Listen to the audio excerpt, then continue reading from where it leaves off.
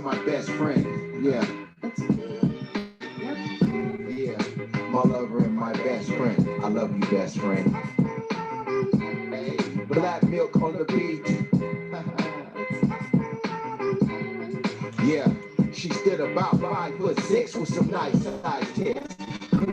SL's make a nigga bust quick. She only gets submissive when I'm giving her the dick. Any other time she bossy playing hard to get. We were friends before lovers. That's some real nigga shit.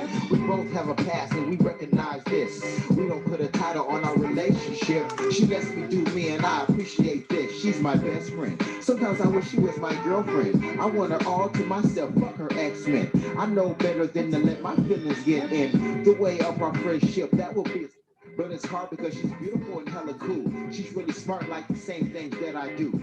Now I'm confused and don't know what to do. I'm getting mad when she tells me she talked to other dudes. We argue on the phone. She hang up in my face. I'm feeling bad because we ain't talked in a couple days. I text good morning, love. She replied, good morning, babe. I text back, I apologize. She texts back, it's okay. You back talking again, I'm having better days. I got it bad, call me a charade. I love my best friend. I love her even when she tells me that she don't want to be more than just friends. Cause even though I want her as my girlfriend, my heart knows that it's best she be my best friend. I love you, best friend. Black milk on the beat.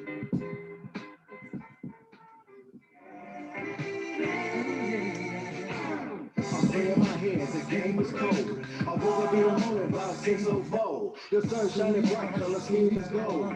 California dreaming, saying she different, come on. Now here we go, I'm slamming these dominoes. Wherever the wind blows is where the roadie goes. The bears hibernating while I'm eating these gumbo. Sweet these clowns off of the stage, Apollo. If you disagree, I'ma grab the wallow. My shark feels smoking out, these waters are shallow.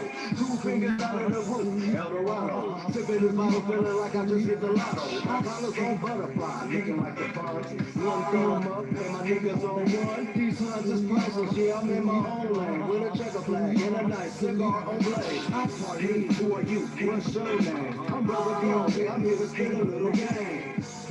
I'm here to spin a little game. I'm here to spin a little game. I party, who are you? What's your name? I'm Brother Beyonce, I'm here to spin a little game. I'm here to spin a little game. I'm here to spin a little game. Really, ain't no game, it's just a way I tell my story. I pay homage to all of the OGs that came before me. No brown bag, we talking big bags, massive. Standing tall like a master, like splashing, I'm smashing. Now here we at a smooth as shea butter. I'm the same brother working with the cake cutter. Dark tails, I'm just a shark in the deep blue. Falsified, all of you niggas is see-through. With my best foot forward, no need for penny vision. Off the terminal, serving bigger business. What is this? Easily I approach. I'm built this multi-million-dollar empire. You suckers get stoned like roaches. Macadocious on the specific ocean, I float known. I feel like a drone, sipping on the Patron. It goes on and on into the late night. Shit, you know I ain't right. I party, who are you? What's your name? I'm Brother Beyonce, I'm here to spin a little game. I'm here to spin a little game. I'm here to spin a little game. Hey, tell me come through, he gon' bring all his friends, mama, that go that man again. He be uppercut fools, he be hitting them in the gym, mama, that go that man again. He always got the knocks, he be having it on 10, mama, that go that man again. He from the Valley Joe, he finna take over again. That go that man again. Hey, tell me come through, he gon' bring all his friends, mama, that go that man again. He be uppercut fools, he be hitting them in the gym, mama, that go that man again. He always got the knocks, he be having it on 10, mama, that go that man again. Mama, he from the Valley Joe, he finna take over again. I'm in the game, I'm pursuing my riches. I don't deal with no rats, don't deal with no bitches. My queen's at with dirty wine, now that's my kind. I'm Mr. Manish, Bay Area represents my own boss. I drive my own car, on a mission to buy all the real estate. I'm talking everything, all the way to Golden Gate, all the Timberline, not the E18. Man, they done said Manish, the 18, man, it's a baby. Silicon Valley was Allenberg, talking billions, rally sport. He don't need no fork, as long as he don't feed no pork. Watch her twerk, work, she gon' get low because Mr. Man is show her how the things go. All these stores be killing the game. It's like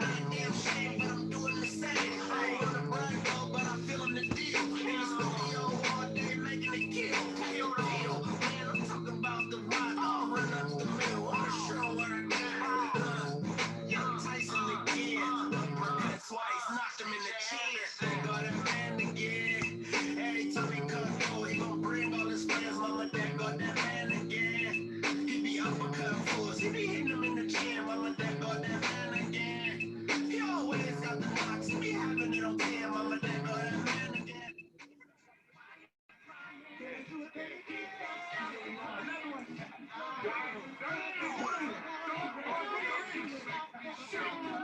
see you taking money, making satisfying yourself. You ain't in it for the sex, you just in it for wealth. Trying to open up some doors, hate to be someone whore. The world's a big place, I see you trying to get yours. It's a man's world, you wouldn't be shit without a woman. Physically and mentally you stunning. Them hoes hate to see you coming cause you shine so bright. Make a real nigga feel he can't die no mic. What could I say, you leave me breathless, late night and restless, unless I lay my hand on your breast. I swear this shit, I'm on a little deeper than sex. And bigger than you breaking off bread and heading over the text. You the best, got the ass, the queen, the woman I dreams, baby girl, you got me going through some things. Go ahead, girl. Without you, girl, there's no me, and ain't no time, girl, without me. And ever since, girl, you came to my world, it's so precise, and you was my girl. Without you, girl, there's no me, and ain't no time, girl, without me. And ever since, girl, you came to my world, it was so precise, and you was my girl.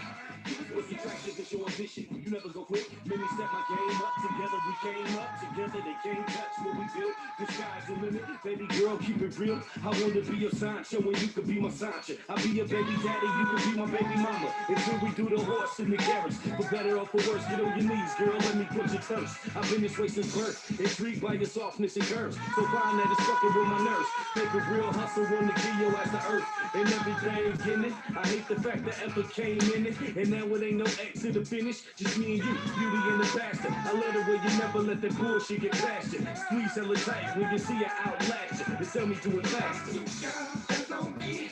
And ain't no telling, girl, without me. And ever since, girl, you came to my world. It was so precise. And you was my girl. Without you, girl, there's no me. And ain't no telling, girl, without me. And ever since, girl, you came to my world. It was so precise. And you was my girl. I heard I was young, dumb, and full of cum, but at the same time, irresistible enough to make you wanna give me some. You wanna twerk for me all night long, like the Mary Jane girls fuck rewind that song. You need to come and talk to me like I was Josie. I fuck you slow and deep and watch you beg for more of me until you go to sleep. I know how to slang this. Conversation's one thing, but this body language. I see your anguish and satisfy your every need. So when that happens, choose up, girl, let it be. No peeking better me, I'm there to be your therapy.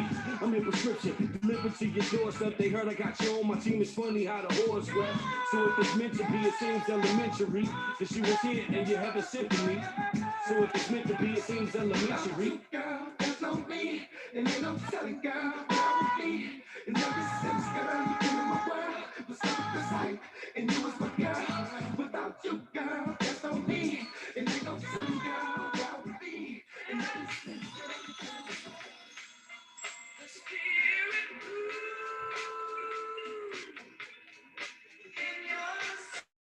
It all started back in '74, and I was raised by a family of four. Me, moms, and pops, and big bro, and I was raised on the west side. Oh, back then there wasn't no YouTube. We got our news from the local Tribune. These dudes hung out all night, right around the corner, and we all start fights. Mojo and Big Bro in the back with the red light special, yeah, you all know that. Plenty wise words spoken to us. We make it downtown on the back of the bus. And all you see was followers ones in the Lettermans. Back then it was mobsters and veterans. Go ahead and ask Broadway Slimways. Putting licks in the tricks, living trims. We talking matinee, Roxy's and Lux, hopping fences, kick flips and doing jumps. And we ain't worried about a damn thing. We knuckle up, ain't no need for the bang bang. No gangs, just turfs. You won't funk, we leave your shoulder than a smurf. Joint gang came straight from Max. And man, I tell you, it ain't nothing like the good days. It ain't nothing like the good days. It ain't nothing like the good days. It ain't nothing like the good days. Extended versions while we rocking out the house parties. It ain't nothing like the good days. It ain't nothing like the good days. It ain't nothing like the good days. Extended versions while we rocking out the house parties. 5-finger discounts in the cross, baby. When the homeless crack house was like a luxury. Resting well, racks up in the wall, don't even bother me. Pops is smoking Remy, so it's hard for him to bother me. DeMarco asked if I'm down with it. I told him probably. Russian, he said that shit'll kill me. No fake love, well, I'm coming for him. No one is exempt when it's a woman's scorn. Finally satisfied with the satisfaction of moving forward.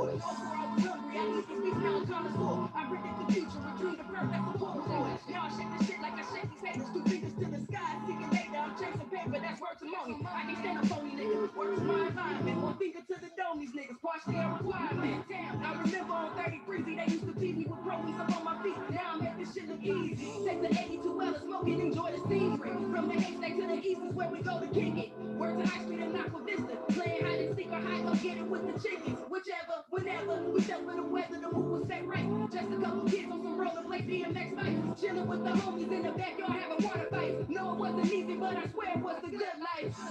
It ain't nothing like the good days. It ain't nothing like the good days. It ain't nothing like the good days. Extended versions while we rocking out the house parties. It ain't nothing like the good days. It ain't nothing like the good days. It ain't nothing like the good days. Extended versions while we rocking out the house parties. Knock 'em out the box, please. Knock 'em out the box, please. Knock 'em out the box, please. Knock 'em out the box, please. This I have a moving ass in them dungarees. I be moving hella mean with my finger team. Every time we be out, we be talking cheese. Getting cream, and it's a win it. In the mind of a menace, I ain't stopping to finish, cause I ain't taking no losses. I gotta get the shit, man, I hang with all bosses. Everything I do, on purpose. When you hear this shit, man, you gon' say I'm hurt it. I be killing Hello? everything I do. Yeah, I'm home. Okay. All right, I'll call you back. Bye. Hit the stage, I be feeling like I can't lose. When I'm done with it, no booze. Keep an eye on her. Yo, boo, knock 'em out the box, please. Knock 'em out the box, please. Knock 'em out the box, please. Knock 'em out the box, knock 'em out the box, please. Knock 'em out the box, knock 'em out the box, knock 'em out the box, please. Knock 'em out the box, please. Knock 'em out the box, please. Knock 'em out the box, please. Knock 'em out the box, please. Round two, I'm in go mode. I'ma do this shit till a nigga hello. Man, I wanna be boy blowing on hellos. I be rocking mic shit, you know I'm doing hella shows. I be touching hella O's. I'm talking hella dough. Man, I remember when a nigga couldn't feel a show. Now you mention RBR, man, yeah, them niggas know. Motherfucker done dropped off the team. Now, man, we be doing the thing. Now everybody up mix. Now we all up in this bitch. I be rocking shows. Tell the promoter to sock it to my pocket. Niggas is mad because I'm getting conscious. I've been feeling like a king, boy. Don't get up in my ring, boy. Young Tyson with the steady boy. Knock 'em out the box, please. Knock 'em out the box, please. Knock 'em out the box, please. Knock 'em out the box, knock 'em out the box, please. Knock 'em out the box, knock 'em out the box, knock 'em out the box. Put the V on the map. I got the V on my back. I come kill you party for a couple of stacks. I go hella hard to put the V on the map. I go hella hard to put the V on the map. I come to your party with the knockers and slaps. When I go hella harder, you know that though. Mr. Management, I told this girl drop it low. I want the ass to move. I wanna see you move. I'm on the RBR again, man. I told you to. We on the move, going fast in the fast lane. Smoking on some gas and it's burning like a propane. Backwards, rolled up, married to the Mary chain. On a mission for the money, trying to get the chickens up. Feeling like Earl and Pearl, your girl give me the pearl. Because she see me on my grind, trying to run the world. I want some rice and drink with some chicks in bikinis. And you see me somewhere, trying to look from the lean. I'm a boss man, chest game, don't need you to keep me. Put the V on my back last night, should have seen me. What you doing? Put the V on the map. I got the V on my back. I come kill you party for a couple of stacks. I go hella hard to put the V on the map. What you doing? Put the V on the map. I got the V on my back. I come kill you party for a couple of stacks. I go hella hard to put the V on the map.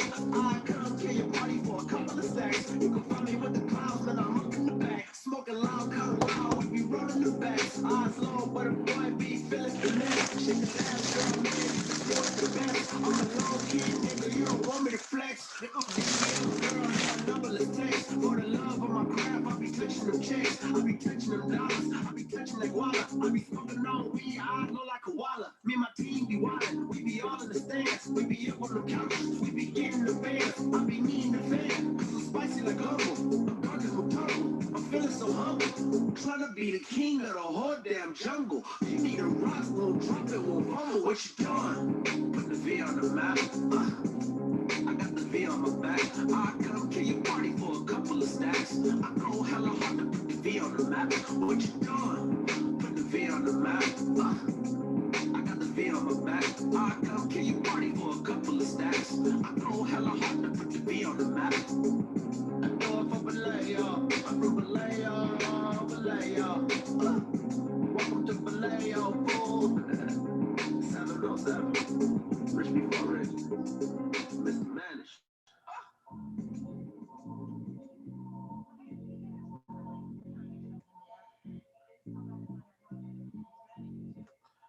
Your partners play popcorn or games with cold-hearted things and former flames. I burn more than James, a mile high without boarding planes. The F for my brain. My body likes a hottie with outrageous rates for in-flight films and it navigates. Hey, so when the gates break, we're in the cockpit fly. No baggage claim, and I'm gone. Bomb, but the fuse ain't long. Only time you bought is when the toothpaste gone. I hollered at your mom when the souffle's on. Cause a man likes to eat sweet pussy raw. Raw. Said God roll the raw. Working with the saw that'll probably smoke them all.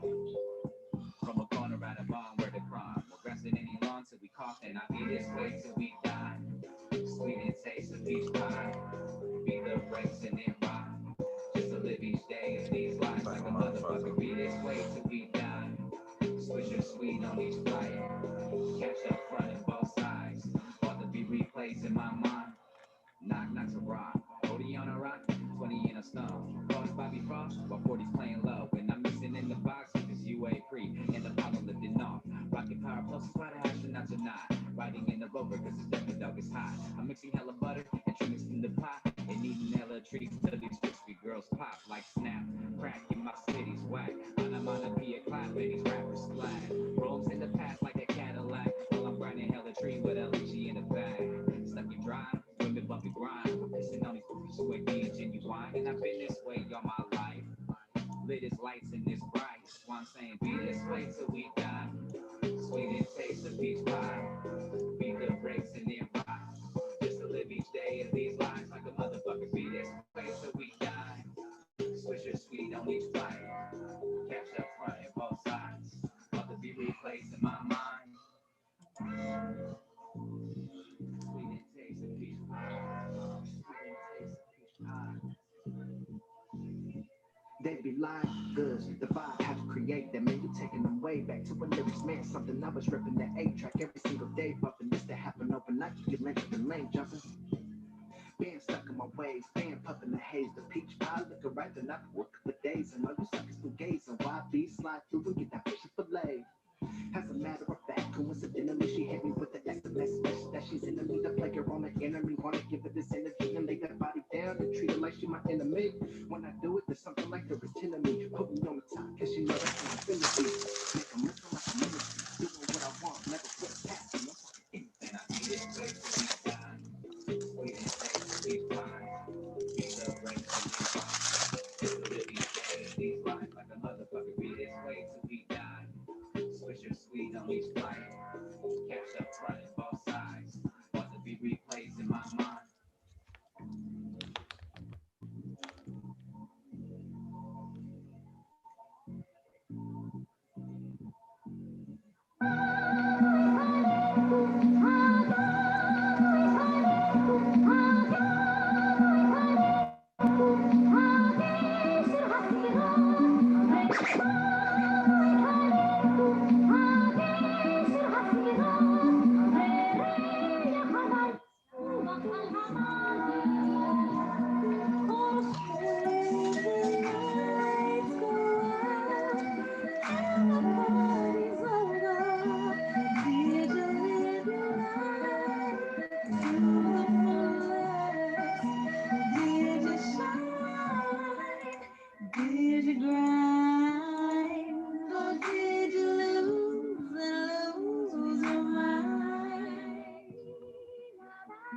And get caught up in this bullshit. Thank the Lord I am able to record and breathe freely. And I pray every day to get paid every way. Really. My dude got shot and was able to walk away. Thank you, Lord. I'm so blessed to get so on today. So blessed. So blessed.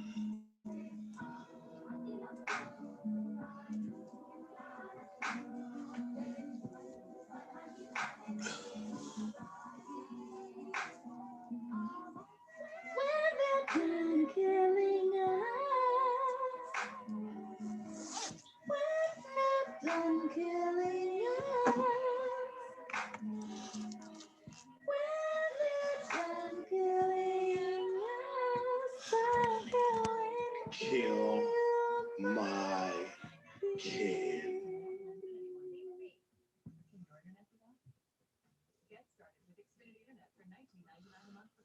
Woo!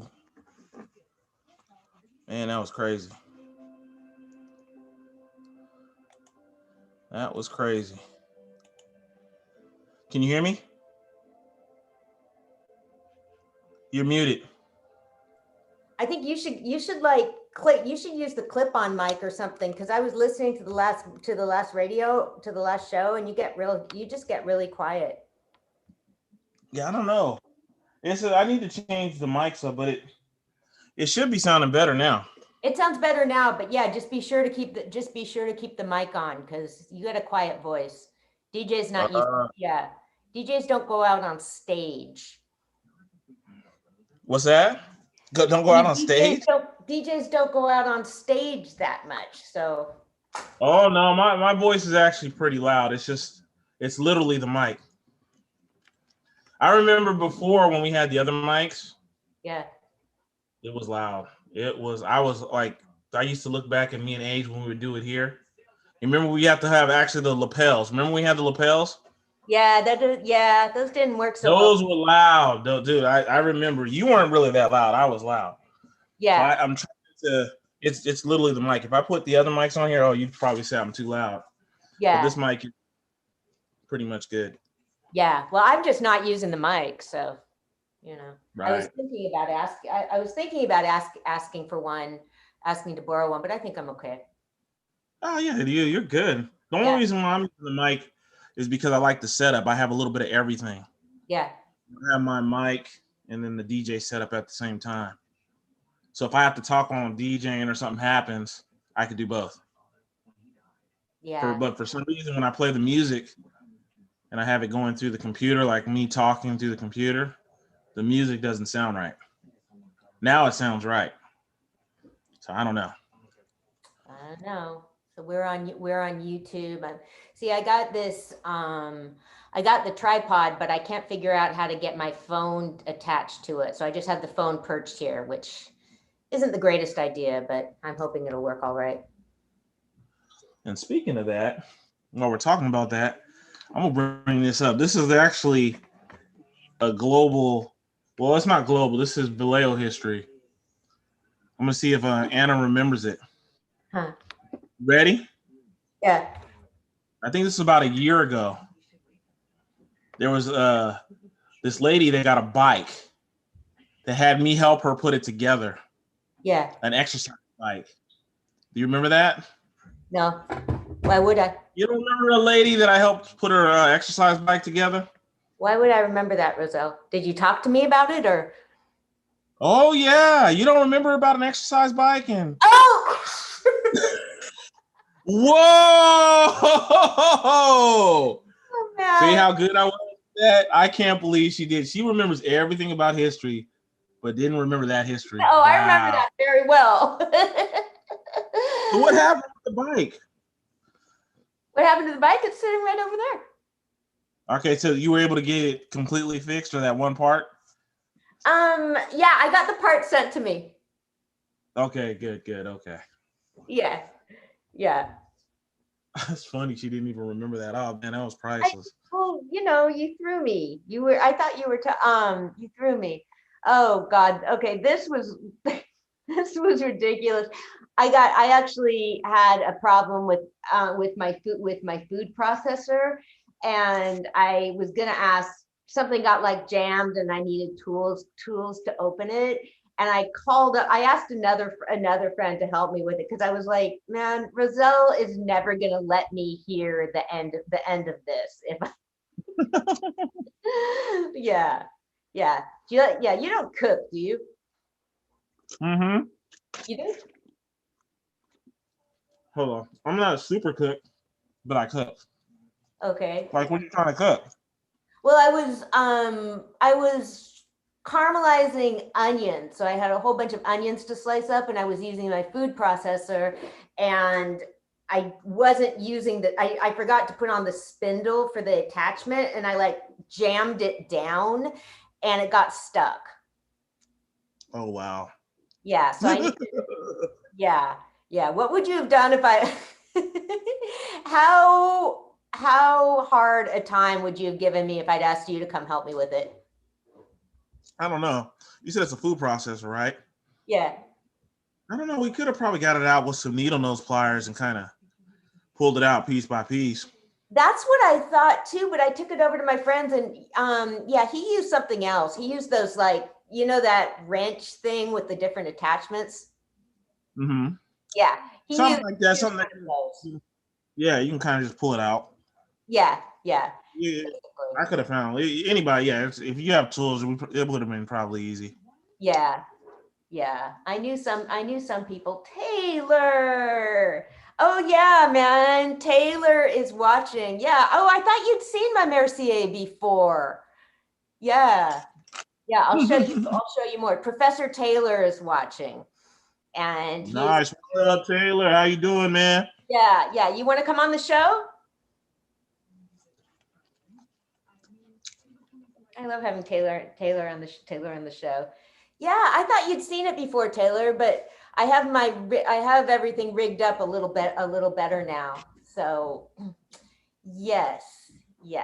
But yeah, I appreciated you helping me. You helped me with my elliptical too. When did that happen? Like, you talking to me or Taylor? Yeah, you. Oh no, Taylor wouldn't be helping me with that. Taylor lives in and I don't think it's his forte either. Yeah, you helped me with it. I was stuck with the elliptical. I mean, I had you helped me with, I had the exercise bike mostly put together. I just needed help with the part I'd fucked up. But yeah, I was really at a loss with that elliptical, man. That thing sucked. Nice. Yeah.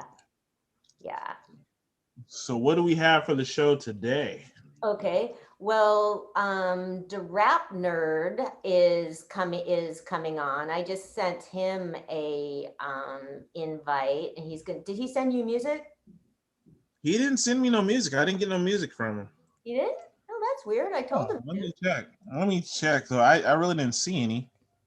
Well, let me see. Yeah, because I sent him your link, but I don't have anything from him with music on it. Did you send him the link for the show? Yeah, you said, I thought you said it was cool or something. Oh yeah, absolutely. You said awesome, so I thought you'd seen it. Yeah. Okay, Taylor, next time. We love having you on the show. Okay, he didn't send me no music. But what we can probably do is when he comes on, we can probably have him play his music kind of like how Spider did it. We'll see. Let's see what happens when he comes on. Yeah. Well, we have him coming on, and then we have Kristen coming on, who's another person I posted on the Vallejo free free sites that I needed a tripod, and she said for my podcast, and she said she had one, and could she come on the podcast? And I said, sure. I love that people want to come on our podcast. So, hey, Facebook, I know this doesn't look that great. I'm still trying to figure this out, but yeah, Anna's trying to figure it out. One of these days, I might have to just go by, and we might have to just try to figure something out. That's what we're gonna have to do. We're gonna have to do it that way. I know. Because what I can do is I can probably bring by a computer and just go on Zoom, and then we'll see what it looks like and just get it to a way that we know it's gonna look a certain way. Because I see what you're trying to do, but see, I don't know what it looks like from your end. Go on Facebook and see how it looks. That's exactly what I was gonna do too. Okay. Oh, good. I'm glad you tagged me too. Yay! So right now you're talking. Hold on. Yeah. You're not going live. You're not live right now. Yeah, I am. No, you're not. The one first video isn't live. Let me see if there's another one. I'm live. The one you tagged. Okay, now this is a different one. Okay. Yeah, I see your chair. Okay. You see it's like I see a chair and you have a picture of a lady. You can see or a guy, that's sort of at the bottom of it. Well, that's the problem. Okay. All right, let's see what happens when you switch it. Is it going to make us sideways? Oh, I see what you're doing. So you're pointing your phone at a computer. Yeah. And you're trying to get a picture of the computer, but you gotta bring the phone down a little bit. I can't. I don't know how you can do. I mean, there isn't. I have the. Yeah, sideways is definitely not going to work. The first way you had it was good, but can you bring it down a little bit lower? No, because I'm all that I see really is your chair and that picture that's to the right of a girl and some dude. Yeah. Nick Offerman and Megan Mullally by Jason. Okay. Yeah, I know. Well, because I can't, because then, I mean, I have the, Now you're getting your chair. Okay. Yeah, nah, dude. Yeah. A little bit. No. So from my end, you can't see the whole screen. I know you can't. You know what you might have to do? You might have to get your chair with the computer and scoot it back a little bit. Can you do that? That's an idea. Scoot it back. Is that better? No. You gotta scoot it back. Get your phone in place. Just get your phone in place first. There you go. Now scoot the computer with the chair with the computer, scoot it back. I have it scooted back. I need to, okay, let me.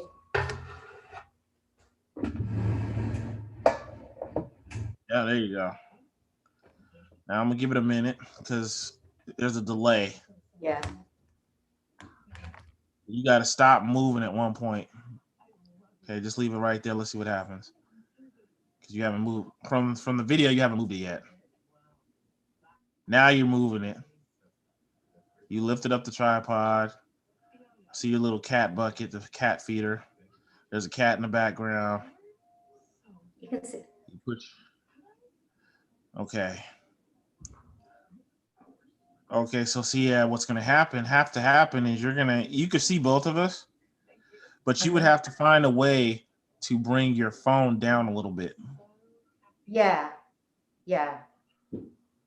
But for now, this is the better one, but you still got to figure out how to bring your phone down a little bit.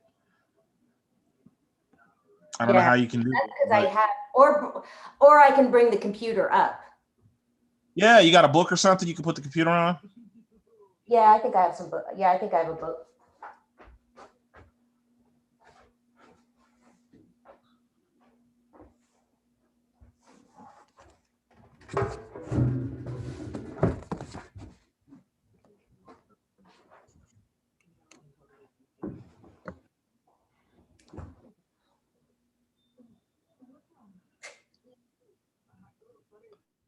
A little bit higher. Got more books? And if you tell me you don't have no books, you're lying. I could see them. No, I do. It's oh yeah, I do. But no, this is okay like this. You want to keep it like that? Yeah, because Now tell me this: can you with your phone? Can you zoom in a little bit, or no? Yeah, well, what I can do is just go back to what I was doing and until I get I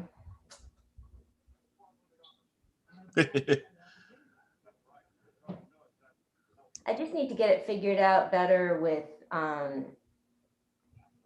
see now I'm not even I mean I don't like it when just I don't like looking like just a little bobblehead or something. You don't look like a bobblehead. I do. So, on the other note, I was peeping you out, man. You've been going in on people today. What's been going on? Oh, yeah. Weird post, man, about Akeem and Ray. I'm like, oh my gosh, something must have went down today. You really want to? Yeah, I might just go. I think I might just go back to. Yeah, I don't like it like this. I'm gonna go back to just holding the phone. Oh shit. Yeah. Okay. Summer, or it seems like ages ago. This lady that was on a city commission, used made some really vicious racial slurs. Oh God, now I can't see shit. How did I have this before? Oh man. I'm sorry, Facebook. God.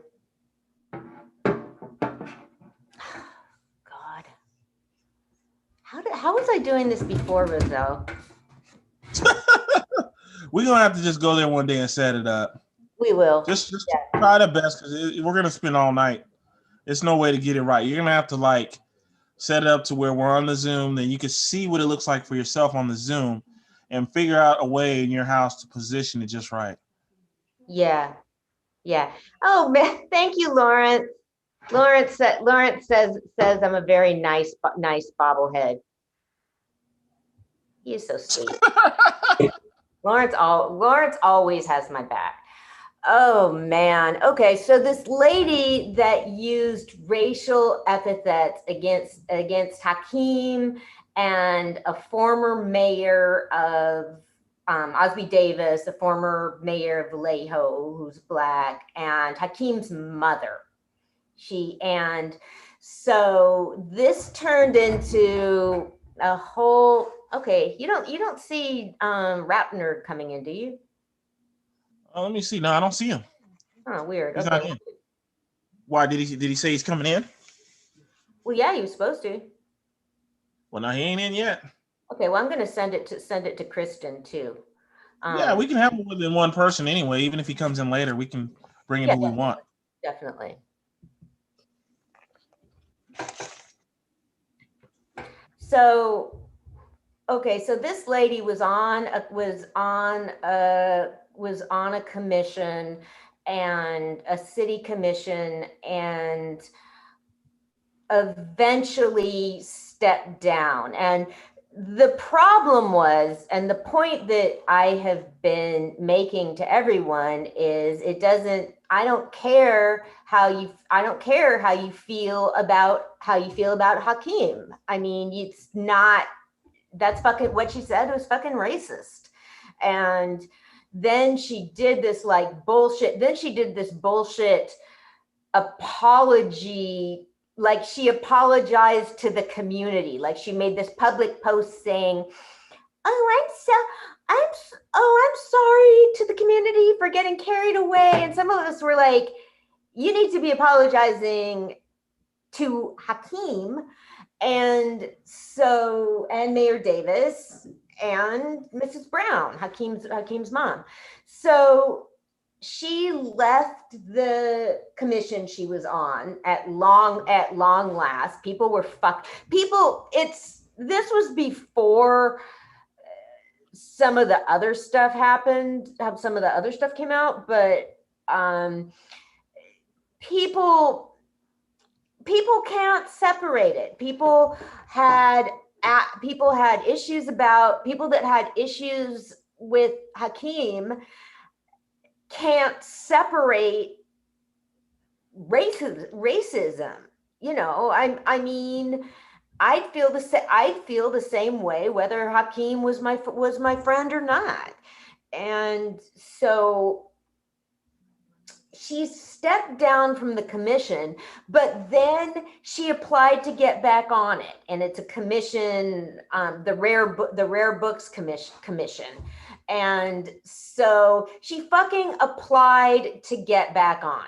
So there was a meeting last night about it, and so the applicants were being asked questions by council members, and Hakeem has been asking all the applicants, "Hey, how you doing, my friend?" Hey, how you doing? Nerd in the building. We're here, but go ahead, continue on with your story. Oh, okay. So it was Roselle was asking about all this stuff I've been posting on Facebook. So Hakeem asked the lady how she is going to promote equity and diversity, and I'm quoting Hakeem, "since you called me." She posted last year, she called Hakeem and the prior mayor uppity Negroes. And so where do you live? You live in Vacaville. Vacaville. Yep, I'm still in North Bay. I'm the last stop before you get to the valley. Sacramento. Last stop. I'm on the skirts. Okay, so he asked the lady that, and all hell broke loose. And this other person on the council was like, "Hey, keep the tone nice." And then Hakeem was saying to the lady, like, "Okay, you basically called me the N-word." And that's not what he said. He said the whole thing. So, and then then afterward, Mayor McConnell and another council member apologized to this lady.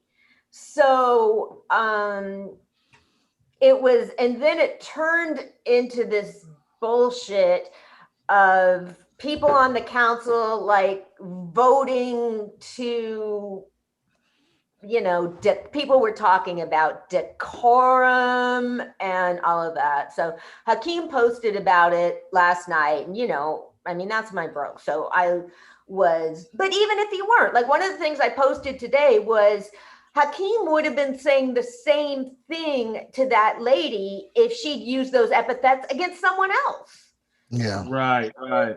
Yeah, it wasn't even, so I wrote to all the different council members, and I tailored it to different ones depending on what they said. Like, but the basic point was like, look, she's the problem. If she's the one that said that, and there would have been no lapse of your precious decorum if she weren't racist. So yeah. So that's where we're at with that, and that's why I'm wearing my Hakeem Brown for mayor shirt. And I was I wrote to this one lady, to one of the council members. I was like, you have issues with Hakeem, and that is your right, but you don't have the right to shut him down talking about racism. And what I say when I write to people like that, because I'm not going to come from a place like I'm better than them. So to all the white council members, I say, like, white people like you and me don't get to determine what racism is. And he said it's racism. So yeah, because I just want to put myself right in there. I'm like, I'm not coming to you from a high and mighty place. So yeah, so we're trying to so I was writing to all of them, to different people today, and posting, and then different people are like taking my letters and using them because I can write. So yeah, so that's what was going on today, Roselle. It was, yeah. Yeah, I knew something was going down, man. That was like, man, you was going in, and I was like, I thought it was over with by now, but I guess. And then also you said something about I guess there's a new mayor, a new person now. Yeah, there's a new mayor, and I guess he said something too. And he said something too. You were saying something about him about validating racism or something like that. Something he did that you said he was doing. I couldn't figure it out. Something he said. I'm trying to figure out. I'd have to find your post, but something that he said. The new mayor said something. Okay, he gave a okay. Last summer, when the window of Hakeem's office was broken and people graffitied racial epithets on his office, the guy that was running for mayor at the time, who's now the mayor, who was running against Hakeem, said, he's a Vietnam veteran, and he said something like, when I went off to Vietnam, I didn't look at what color anybody was. And so I wrote, yeah. Did you see the rap nerd's face when you just said that? Did you see his face? Yeah. That's like I've heard that trope so many times, and it's so dismissive. Because first and foremost, thank you for serving the country. Like I thank you for serving, and thank you for being able not to see someone who has melanin not as different than you, because you're fighting a war. Kudos to you. You're not in Vietnam no more. You're here stateside. So let Vietnam be Vietnam. You're here in America. There's racism going on to your counterpart that you're blatantly dismissing and trying to say, well, all like slurs matter. Exactly. Exactly. And yeah, I mean, but you are so on it, Rap Nerd, because every time I say anything to this guy, he's got a Purple Heart, so yeah, I always thank him for his service. And some of the like young, again, like white people, I mean, as I said, okay, what I said to all of them was basically words to the okay, Lawrence Shine, color blindness is a bullshit concept used by people who haven't resolved their internalized racism. Booyah. Exactly. Yeah. And here's the real thing. I have friends, families, who served. Mm-hmm. Serving doesn't excuse you of your racism. It doesn't. Right. It doesn't. Serving is for what you want to do, one for as a career choice and for your nation. Okay, that's totally different. And even those who do serve understand that I'm not here to cast judgment upon anyone's belief system or sexuality or skin tone. I'm here to defend my nation. So how is it that you're going to go from that mentality to then all of a sudden take on a racist mentality? There's a major disconnect there. And anyone who serves understands that, and they have to realize that, wait a minute, hold on. If I'm being a civilian now, I'm in civilian terms. I can't just say we're all equal, we're on the battlefield. We're not. There is systemic things in place that are keeping some lower than others. And until we address the system as a whole and really not dismiss when even your fellow politician telling you, yo, they're tagging my building with racial slurs. The first thing you say is, yo, we will not be doing that here. By you saying that shows that you can actually respect them as another candidate and hold other white people accountable. Say, yo, we're not going to knock someone down because of color of their skin. You can talk about their policies. You can talk about, things they may have passed bill-wise, they may have failed, that's totally fine. But to then bring a racial slur into that, to vandalize their home and well-being, then want to talk about America, you are acting very American according to historical records, and that's not a good look if you want to talk about, oh, we're beyond that. You're not beyond that. I mean, some people like drove to Hakeem's mother's house. Nah, see. Yeah. Yeah, and there were people Wow. justifying that. So yeah, I mean, Mm. it was ugly. And you know, Hakeem has stuff on his record that you know, the people don't approve of. He's hey Lawrence, he's pissed people off. But I'm like, so what? I was trying to think of like counterparts. Okay, you guys, this is my dear friend Lawrence Shine. Hey, Lawrence. Well, honestly, the biggest counterpart is this. If we can have a president for 4 years, he was notorious, known for bankrupting companies, grabbing women by the vagina, countless scandals. What's wrong with him? Like, what? He blatantly did it. And you're not really. Do we just forget about that whole 4 years? Is that all blacked out now? Just like it never happened? Is that what's gonna happen? Yeah, seriously. Oh, Hey, that's what they trying to do, man. They trying to get that just Bruh, forgotten. it's like it never happened. Like, what do you mean? We just January 6th. Yeah, that was last year. January 6th, 2021. What? This country's crazy, I was trying to man. think of the analogy, and I was trying to think of like, I was like, okay, who's the worst black person I know? And I was like, okay, Yoweri Museveni, the president of Uganda, is committed like terrible human rights abuses. It's not okay to call him racial epithets.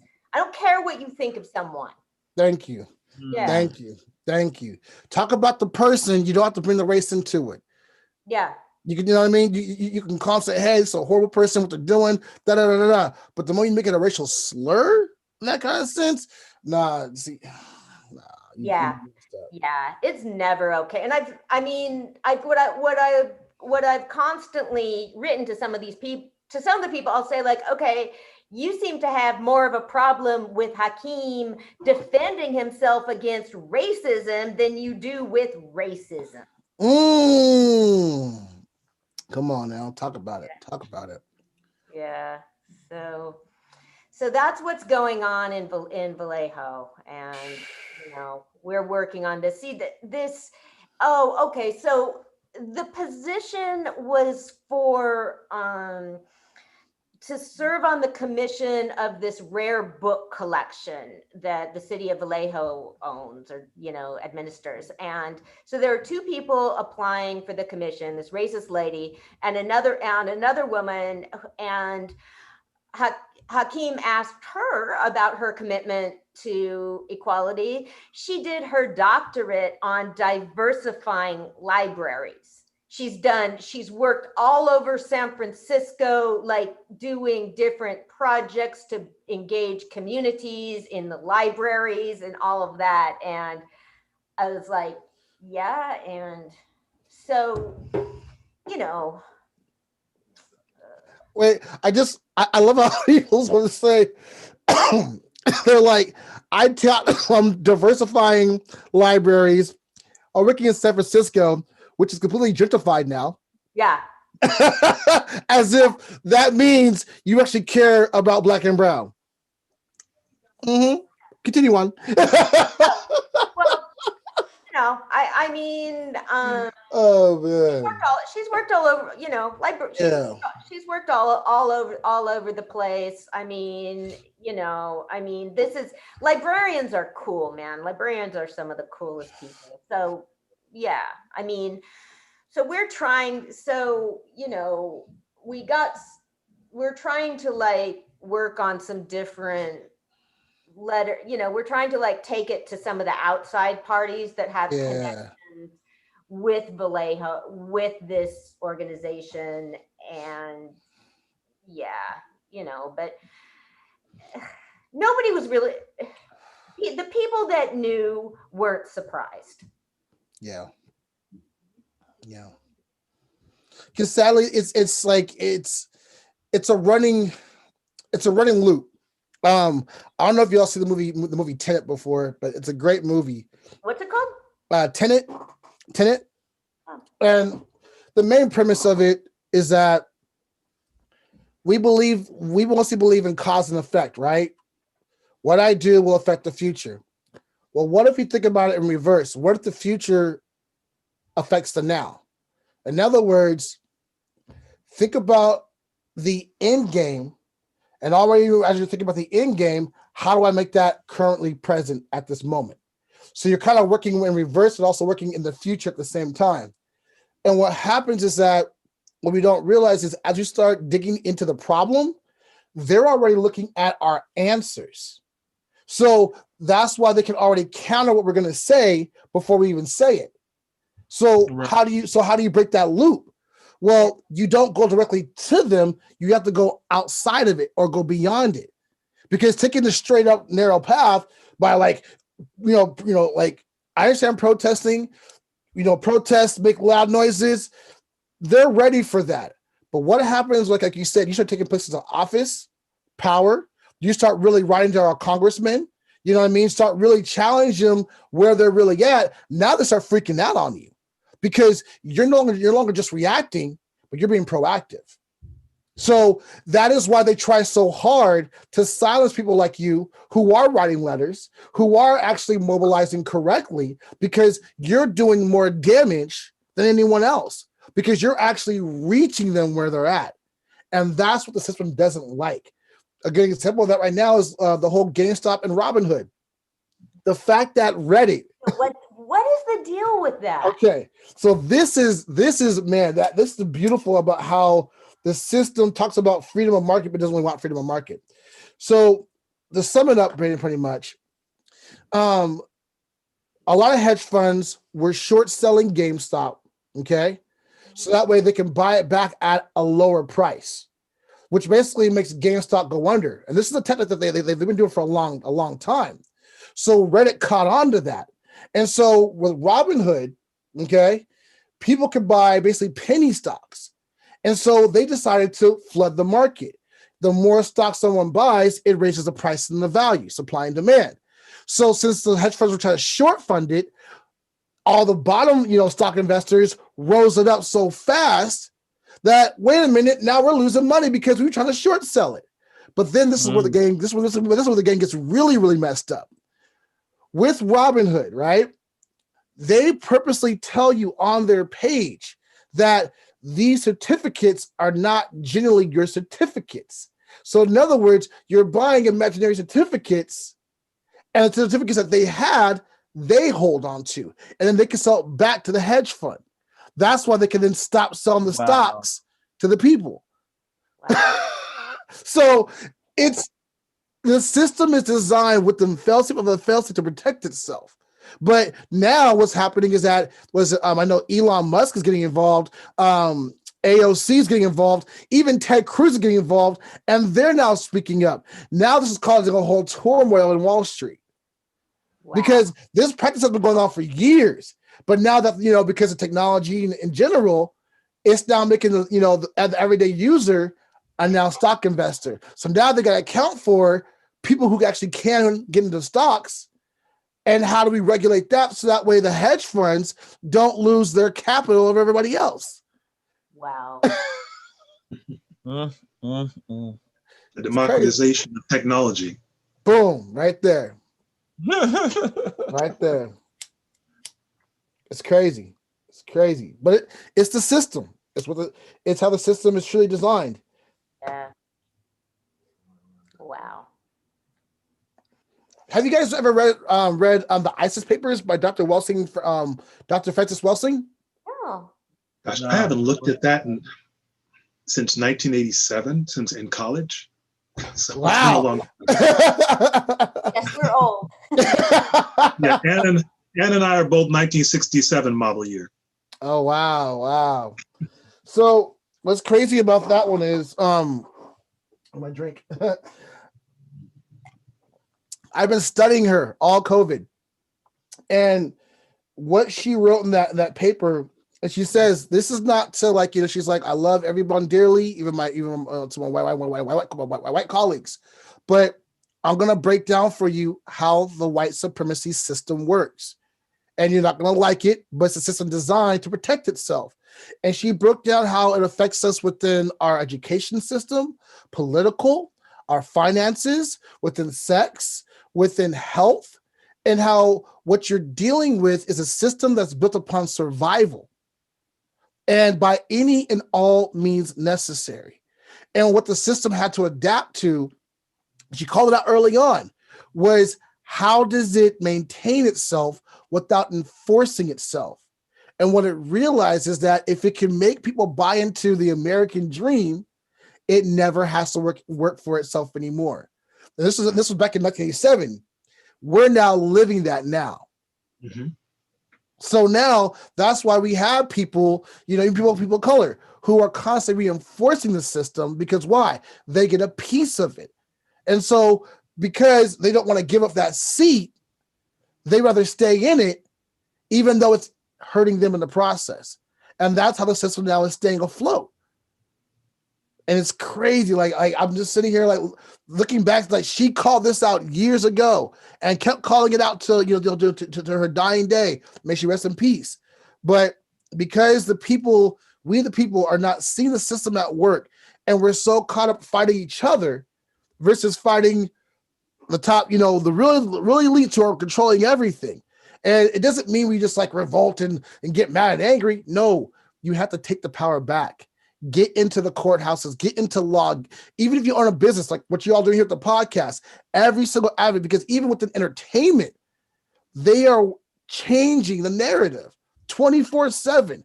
People think that, oh, we should only just do one thing. No, it's all across the board, from health to education, entertainment to law, politics, activism. Because they know that if we leave one spot open, we lose control. Quite true. It sounds like a little bit like the conversation we were having the other day. Lawrence got enlisted to go to a reimagining policing seminar. How was that?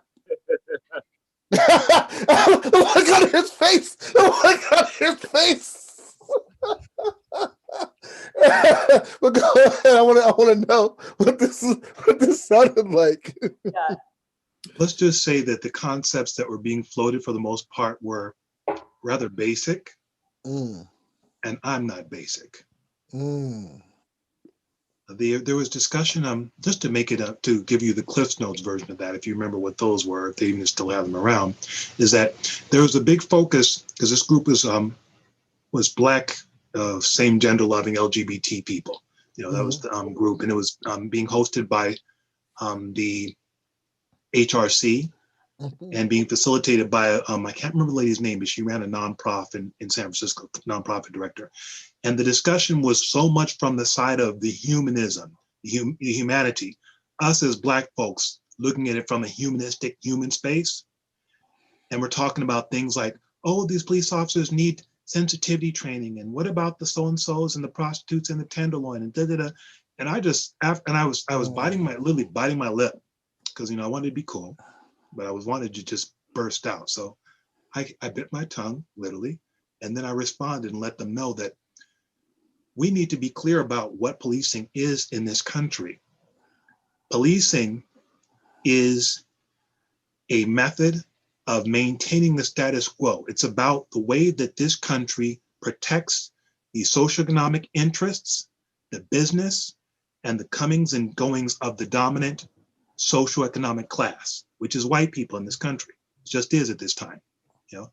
And the thing is, anything that is considered a disruption or an interference with the day-to-day business and comings and going of the dominant society, socioeconomic society, is a problem. Therefore, the police are there to deal with it. and to control it. It's meant about regulating and controlling these things. It's not about to serve and protect. That's just a lovely slogan that really is meant to serve and protect the interest of the dominant society in this country. If you're not part of that dominant socioeconomic class in this society, you are a disruption. You are inconvenient, and therefore you must be regulated. And I pointed out to them and said, you know, we as Black folks and brown folks think of, well, why are they bothering me? I'm just walking down the street. I'm not doing anything. Look at it this way. Considering that policing is about stopping and minimizing disruptions to the day-to-day lives of the people who are the dominant class, if you're walking down the street in an area you don't typically live at or aren't typically seen in, and Miss Sally Mae has to stop doing her bills or washing her drawers or burping her baby, whatever she's doing, because she happened to catch somebody walking down the street that she wasn't familiar with, what happened? That person, that brother or sister walking down the street, even though they're minding their own business, literally disrupted her day. She had to stop with her business, whatever she was doing, and then get up and take notice. That's a disruption. Even though we may not see this, we disrupted that white woman's life. And therefore, she has the right to call the police because of the disruption. And then the police come out and they regulate. That's the cut and dry what this is. And the police system as we know it is founded and grew out of the slave catchers slave catchers. And then when Reconstruction came about, they used that same format to police all these Negroes who had no place to go, no job, no money, and therefore would be out and about in places being an inconvenience and a disruption. So what do? We police them. What do we do with that? We've got so many of them, we got to lock them up. Oh, the prison system. We found a way to remonetize these Negroes. And then we go forward up to the day. That's policing in this country. It's not the protect and serve for us folks. And we are upset because we're human beings and our rights matter. No, you are not what the system was set up for. And that's basically the ISIS papers.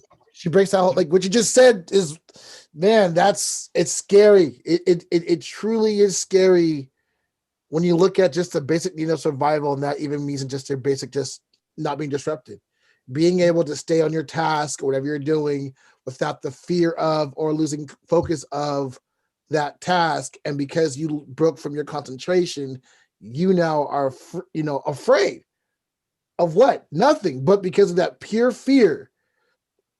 Hello, please. Ain't no one doing nothing to you. We're just walking, but because of the fact that you came out of your bubble, your utopia at that moment. And even not even fear. For a lot of people, they're not afraid.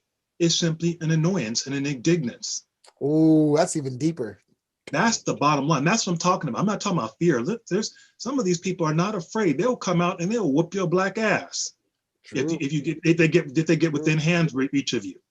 You know, enough of us have swung from trees and drunk the bottoms of rivers because there are people who are not afraid of us, but simply do not like us and do not want us. True. That's all true. So that's part of it too. So you got to be clear about it. We were bought here for this sole purpose of enriching and rapidly building up this country as quickly, as inexpensively as possible so that we could become the superpower preeminent of the entire planet, of the world. And that's what happened because no one else used people in the same way that we were used here. Facts. Nobody else did it on that scale. Nobody, not one person. Not even the Portuguese who started the shit back in the day and gave them the idea.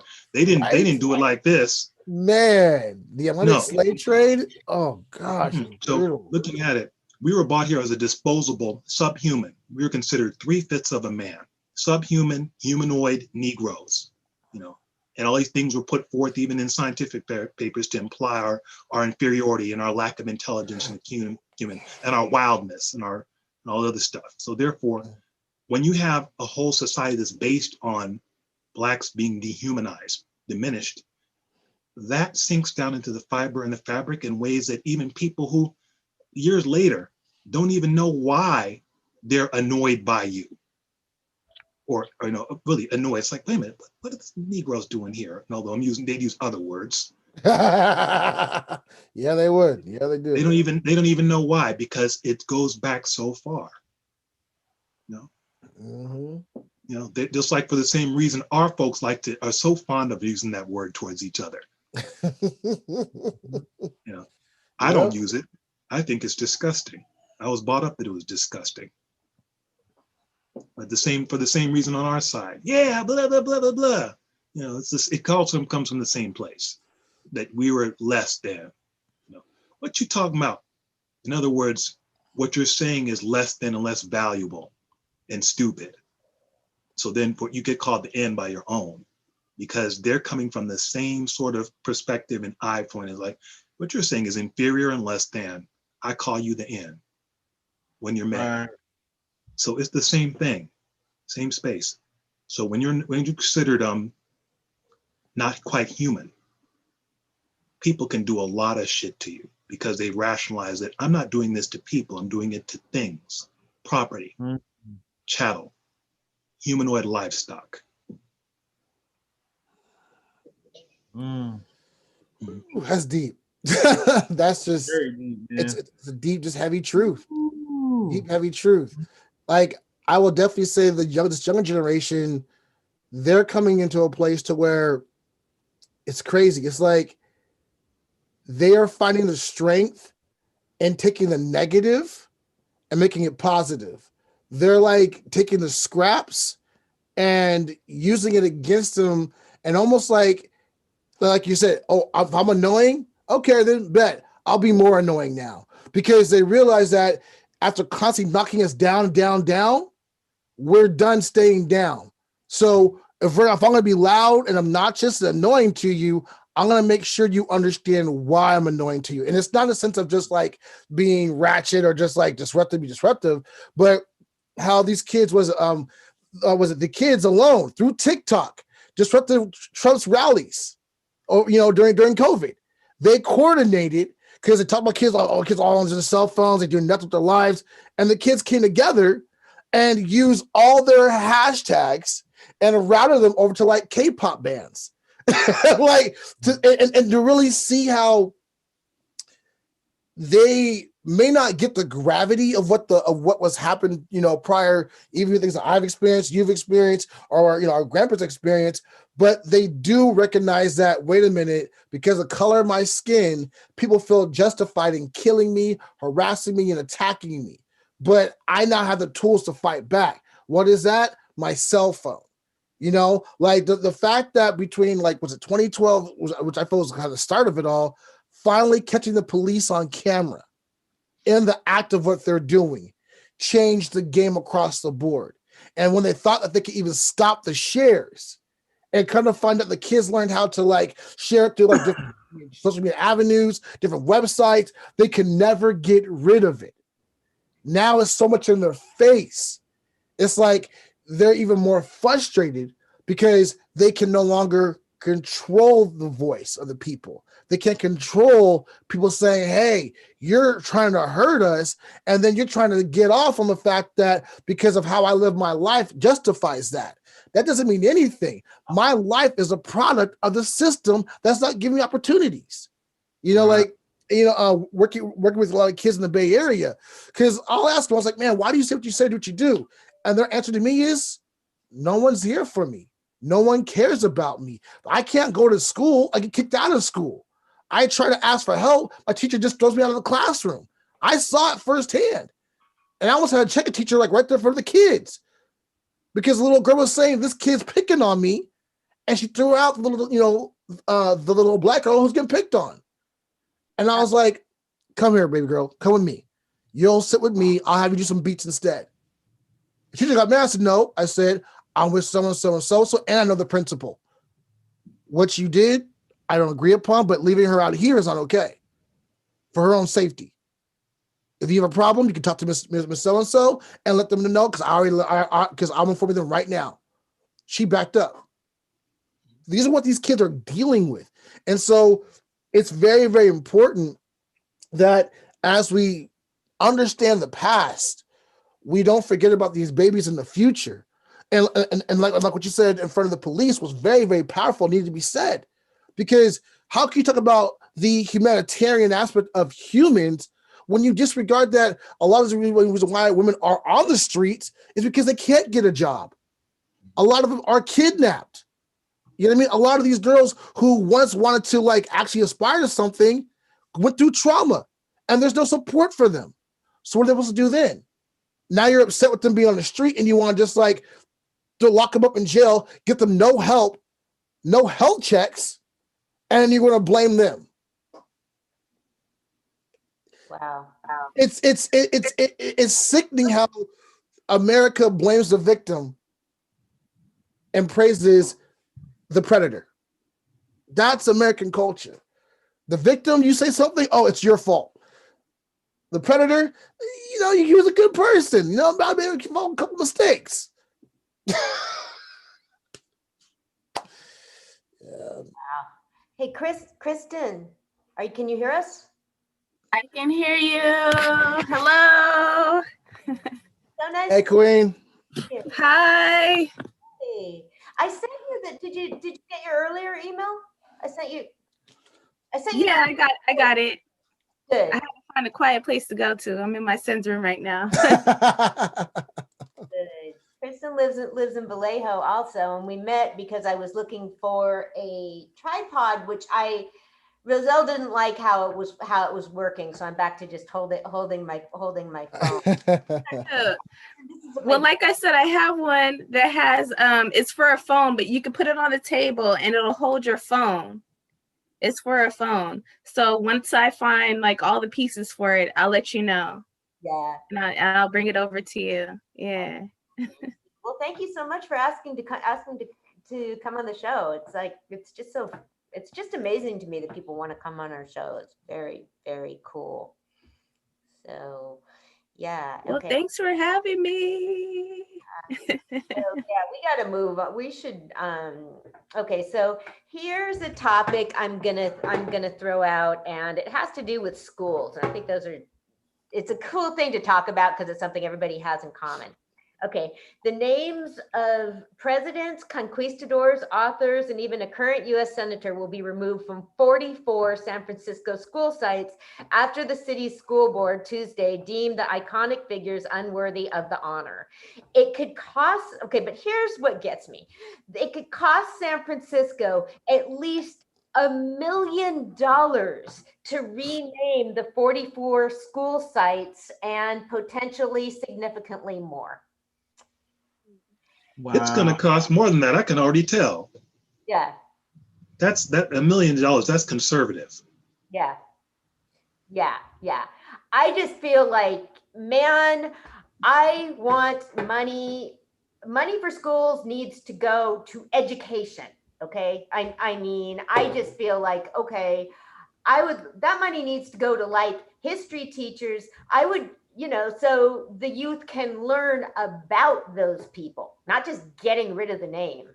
So, yeah. But so has anybody had the experience? I mean, you certainly hear, until some of the I'm from the West Coast, until some of the Confederate generals being taken down got more publicity. I just had no idea that it was like that. So yeah, I know there's plenty of people that have like gone to schools, and it happens at colleges. And so, yeah.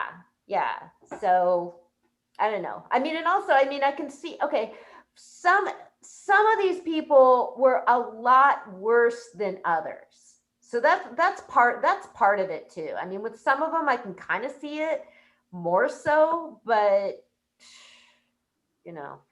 they don't want Paul. They want to rename Paul Revere School.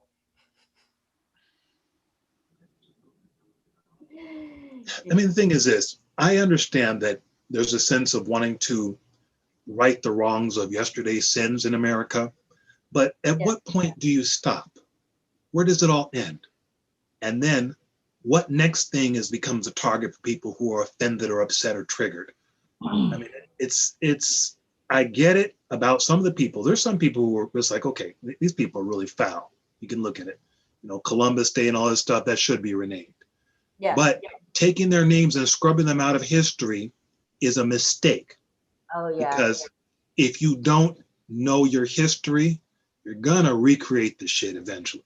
Ooh. And taking it out, we can end up with a nightmare scenario of you know, Anna, you know about Fahrenheit 451, right? Yeah.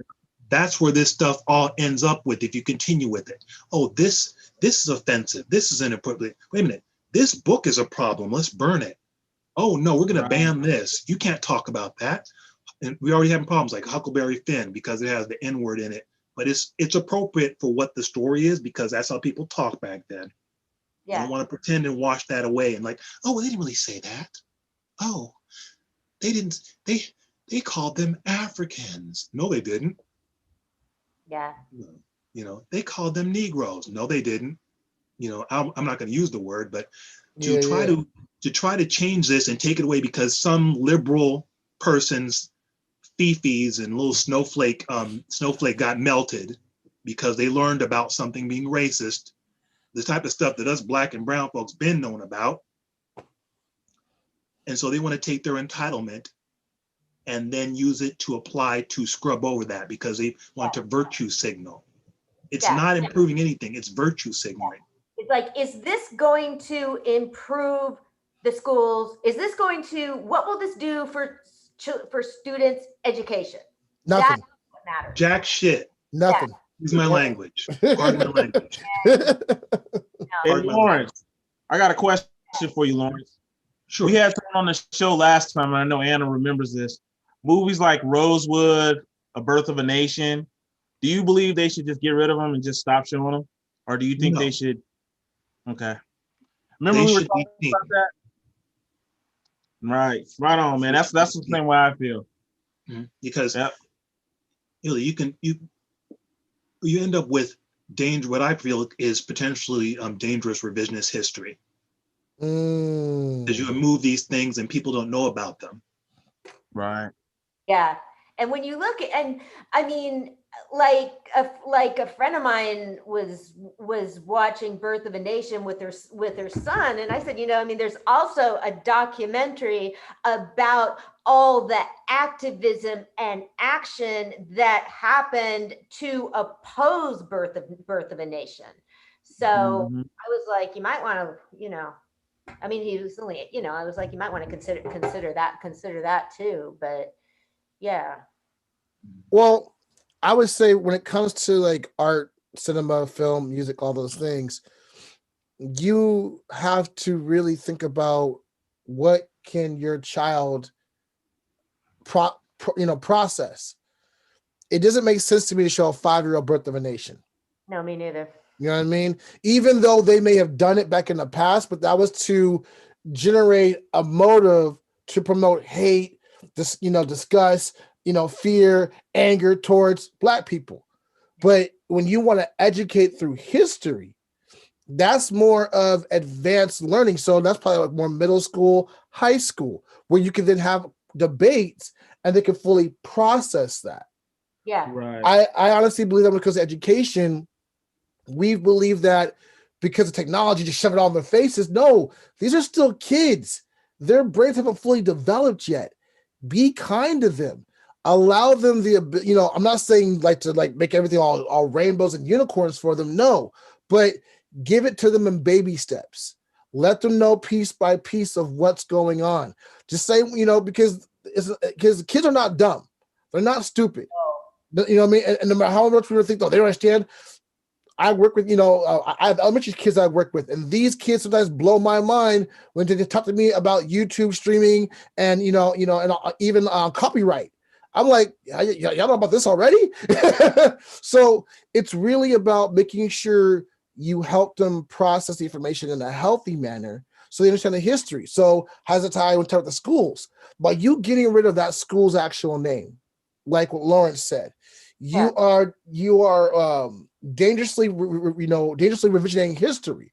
So if you don't know what happened in the past, then you're going to think that everything is all good. We're all on the same page. And that's a myth. No, it's important to acknowledge this is what happened back then. This is how things used to be. We're not saying it was right, but this is what was done. This is why we changed. This is why we want you all to be better. So it's a cautionary tale to never repeat it again. But the system knows that if we teach them the truth, even the ugly truth, then we can never control them and make them believe that, oh, we're all kumbaya and roses and daisies now. Nah, we far from that. Kristen, do you want to add for someone that I have two kids, two boys, 8 and 20. And so I feel like my 8-year-old, he's getting ready to be 9, but I haven't seen that movie, but there are things that I feel like we can talk about and have a dialogue. Like, so, I mean, I don't know how graphic the movie is, but we had a dialogue about it afterwards. I think he would understand instead of just like, oh, here's a movie, watch it, and then, but having a dialogue afterwards makes a big difference. 100%. And honestly, and as you know, as his mother, you know your child better than anyone else. So that's your proper judgment to make. And what, you know, where I feel is that I believe that parents should have the right to have those talks with their kids, not either the school decide to take rid of it or force it upon the child. Certain topics the parents should be involved in, because there may be some things that the school probably teaching, you know, for a fact is, well, that's totally wrong. Hold up now. Let me tell you what happened last week. They were talking about Rosa Parks. And one of the kids was like, is she still alive? And then I'm waiting for the teacher to respond, because there was 2 teachers, mind you. And so I'm waiting for them to respond, and they're like, I don't know. And then the other one was, I'm like, no, she passed away. And so then I told my son, I was like, yeah, Rosa Parks. And so his classmate had looked up when she passed away and told the teacher. And I'm like, this is who's teaching us our kids Black history. Trifling, pure and simple. All they had to do is whip out their phone and look it up. That was Google. But she it's didn't like, want to know. if they knew that was going to be the topic of the day, because they have videos that they share, right?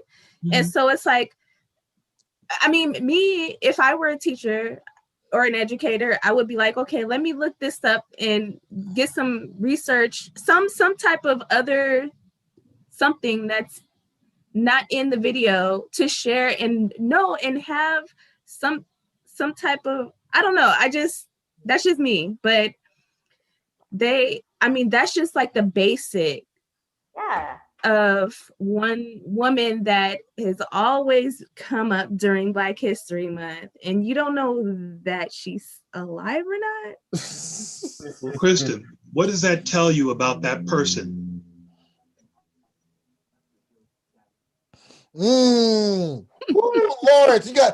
went there. Okay, well, here's like one way to put it. Mm-hmm. We don't know how to learn. I'm like, where is this disjuncture in your mind that you're going into a classroom to talk about somebody and you don't even know that? It shows they don't take their kids serious. I mean, students. Yeah. It's not the students, and they don't take the subject seriously. Other words, that part. Really, I'll just be really plain, because I think it's more of that they don't take the subject seriously. Yeah, that means let's just say it's street. She don't give a shit. I gotta say, I love hearing Lawrence cuss. I love it. Yeah, man. I just, it's funny because Hannah knows me. I have not cursed this much until something about 2020 changed my tongue a little. Because prior to that, I would not have said this in a venue like this. I would have not have said that. Yeah. But I'm just like, let's just call the crap for what it is. Mm-hmm. Because people don't want, this is a place for people to express themselves, and But also too, like, to everyone said, like, they just don't give a fuck. Because if you are a teacher You know what I mean? Like, I'm a hip hop educator. I respect those who got the credentials. I know I'm kind of more on the vendor side, but still, I take what I teach my students seriously. Any topic I go into, I research, I break it down, and even if I'm wrong, I will go back and adjust. I will give them acknowledgement, and we grow together. But that blatant Anybody dismissal, misinformed. yeah, but that blatant dismissal. I don't know when she died. I don't know what she really did. Then what the hell are you in my class teaching me? I would have like, oh my gosh, I would have been like, ma'am, get out. I'll teach them the whole month. You're fired. They couldn't even reach across her desk to do this. You know what? I don't, I'm not exactly sure when she is, but let's find out together. Right. There you go. There know was what? two teachers. Neither that's one me. of them knew. And that's why I was like, And neither one of them I'm in the looked it up. kitchen washing my dishes, and I'm like, I already is really. And wait. And they're zooming on the internet. Google is free. Google is literally just like www.google.com. Boom. Go. Hey. Oh, it's in there. I mean, come Right. Like, what the hell? When I start seeing teachers that are like young enough to be my kids, I'm like, what happened, man?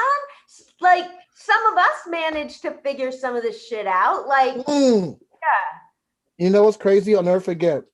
I had the chance to actually sit in on a teacher's evaluation these days, out in the city. This one lady, man, bless her heart, she really cared about these kids. But when they came to evaluate her, they were dinging her for correcting the kids. I don't mean like hitting them. I mean like actually saying, you know what, if you do this, you get detention or a mark. They dinged her for that. They dinged her for when for when the kids called her outside of her name and she responded to it. They dinged her for when she actually sent the kid to the principal's office. And then they try to say, well, you should try like to stop and just meditate with the kids. You should maybe think about like, maybe it's probably you. And I'm sitting here like, I'm watching these kids. I'm like, these kids are being disrespectful, like just blatantly because they know they can get away with it. So you're curating this so that way what? The school to prison pipeline.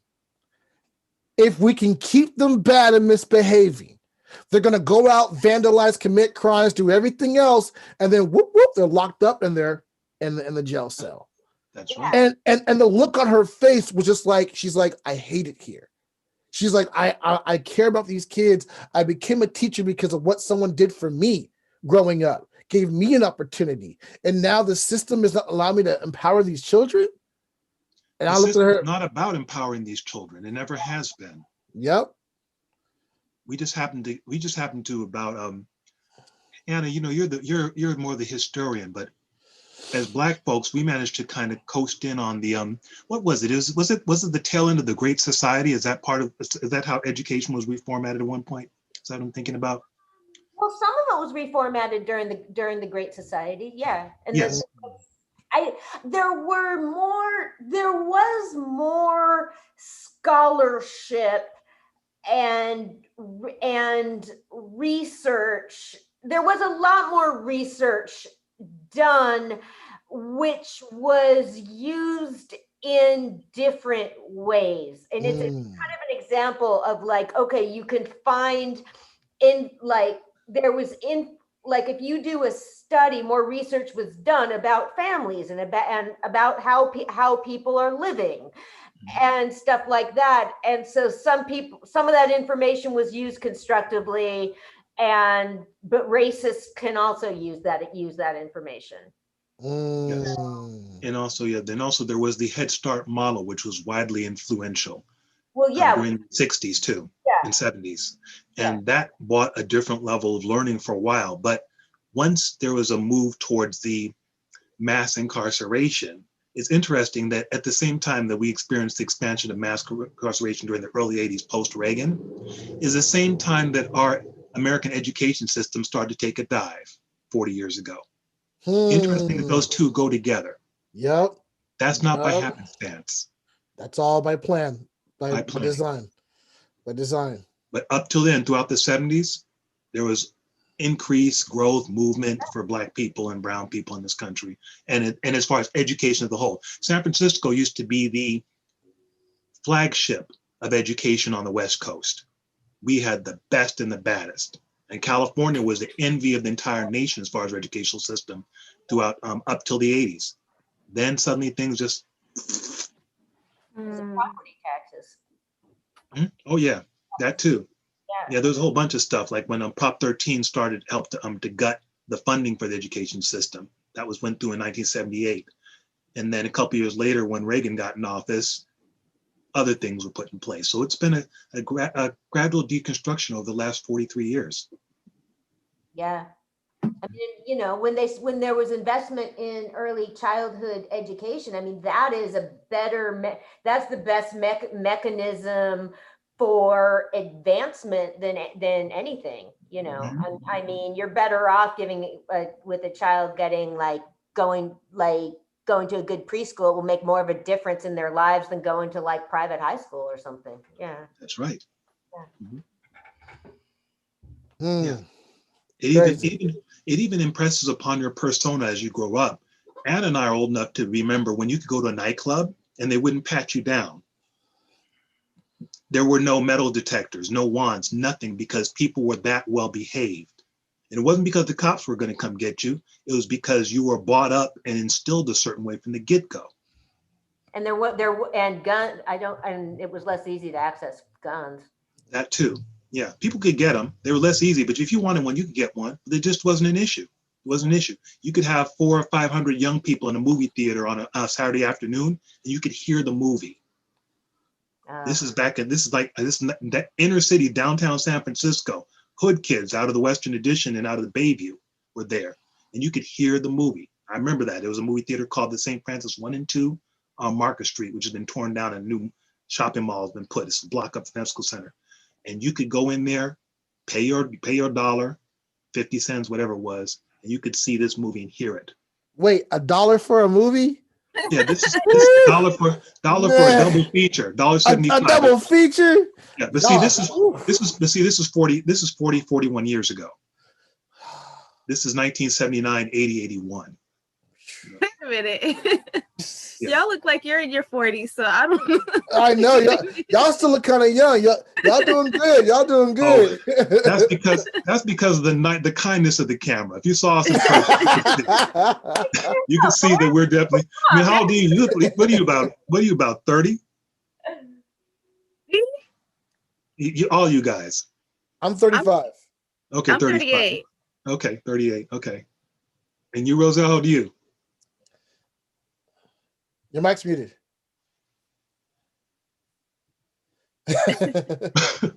How old? 43. Okay. Look at him. Hey, good black don't crack. Yeah. Yeah. But nah. We usually hold to about 50 or so, and then you might see a little change. But no, it's crazy. Like what you said is true. Like the working with, because for what I do for my business, outside of being an artist and a DJ and producer, my main profession is hip hop education and working with kids, teaching them beat making, sound engineering, and etc. And I never, the first year I got started, it scared the crap out of me working, in the Bay Area between Berkeley, Richmond, and whatnot, because music for me growing up saved my life. It kept me out of the streets. But for these kids now, when they look at it, they don't see the awe and the science. They just see, how can I get rich quick and get out of here? But yet I want to stay in here. And so when I first would try to teach them anything about the importance of understanding the English grammar in the sense of writing your lyrics, analogy, metaphors, idioms, all those kind of things that they play in the rap music, they were like, you weird. And I was like, what do you mean I'm weird? Because and it's crazy now that I'm older. I was like, but I was brought up understanding that Black is not just one thing. We can be artistic. We can be, of course, from the hood, but we can be educated. We can be millionaires. This is what I saw growing up. And I didn't realize until, that moment was like, I lived in a small pocket where my dad was still in the home. I had a community of Black men that showed me what it was to be a man. Like, my mother was always respected. You know what I'm saying? And it was common in my neighborhood to have that across the board. And so to see that in other areas, just in California, where that is torn down, and where the society norm is to be either a latchkey kid or on the streets, to not be educated, to not, have ambitions and plans for your life. That was a complete culture shock of Blackness to me, because I was like, that's not what Black is, but that's what they've been taught and told. So when we and working in Oakland and whatnot, I've been robbed 3 times. Each time I'm like, why am I still working with these kids? I'm like, why am I still here? And the reason why is because I still love my people.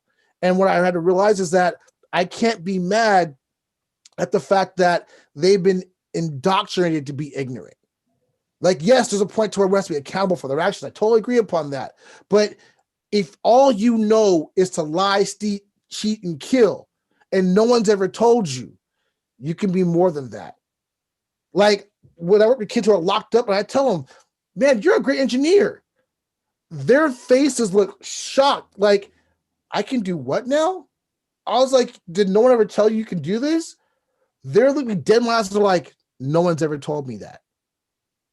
And that, every time I hear it, it's like a pain. Like, if someone would just told this little Black boy, this little Black girl, that you can be somebody great, versus, like you said, calling the N-word, like hearing how parents talk to their kids, just cutting them down.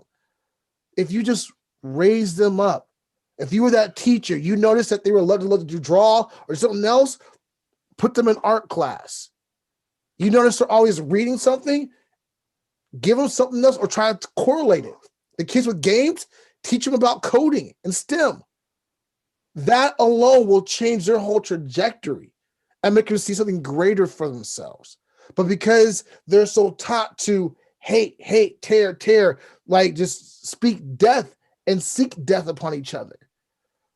Like, they don't see, an educated, wealthy Black man. All they see is just another ends to the means. And that's just a sad truth of what it is. And so this work that, that I've been doing, working with other organizations in the community, I had to learn that this is a lifelong battle. Like you say, and hearing what y'all are telling me, it took 40 years to get here. It's going to take about 80 years to get them out, because we're now dealing with multiple generations of this now. And that's a lot to unprogram. That's a lot to create systems and avenues to help them break free from this mental bondage of what they're in. And at the same time, have love, but we gotta make sure that we do protect ourselves, because we can't be naive. We can't be like, you gotta be smart now, because some of them will use that against you to try to harm you. And I know it hurts, but you gotta be wise about this, because they are now no longer just innocent people. They're acting and behaving as designed to be. And so you got to be careful how you pull them out of the system, because I'll never forget one time we had a kid who really wanted to be in the class doing music, right? And he was like really good. His grandmother came in the room, started cussing him out in front of all of us because he was failing in math. We didn't know this.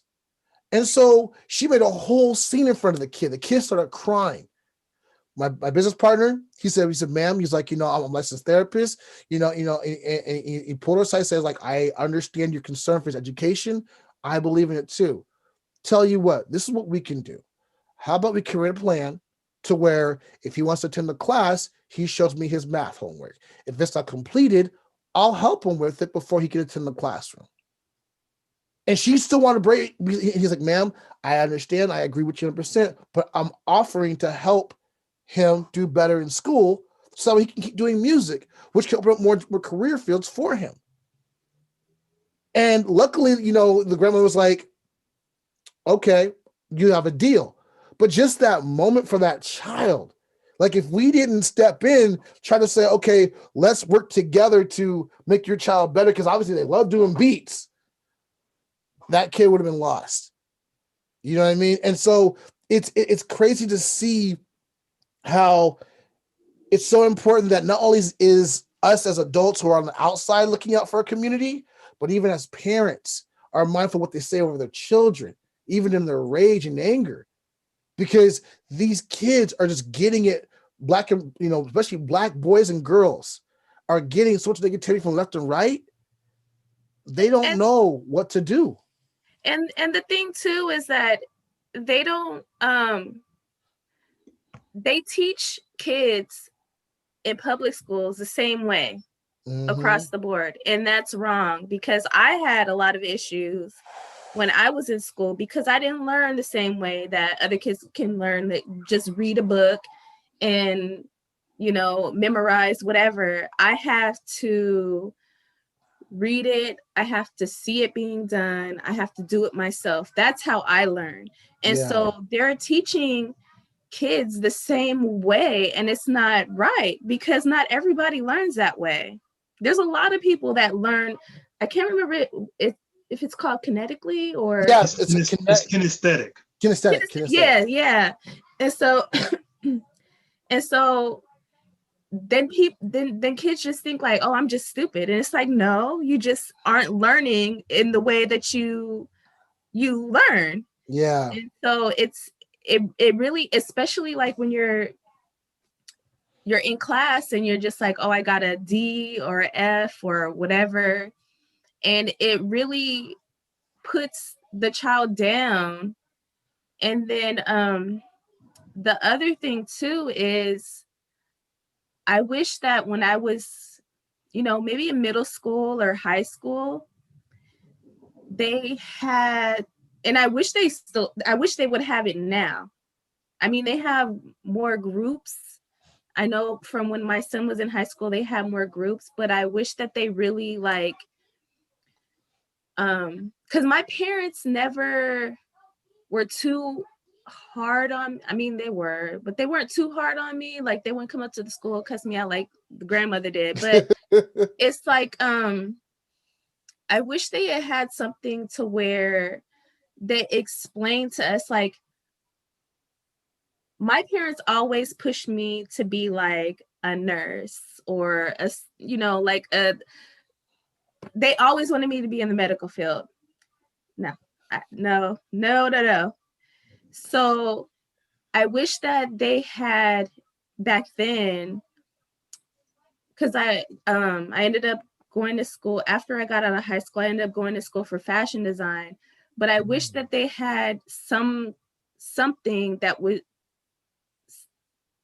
someone who was just like, oh, well, you could be a fashion designer, or you could be a fashion stylist, or you could be a buyer, or you could be this, or you could be that. Like, something that just breaks down all of the different things that are available as far as jobs. If kids know that in middle school and high school, then they know that there's several different ways that they could get into something that they're passionate about. And that's what's lacking too, is just not having that information for them. That right there has been the biggest thing I've seen working with a lot of organization, is the fact that schools, and I guess this goes back to what Lawrence and Anna was talking about, how they were defunding a lot of programs.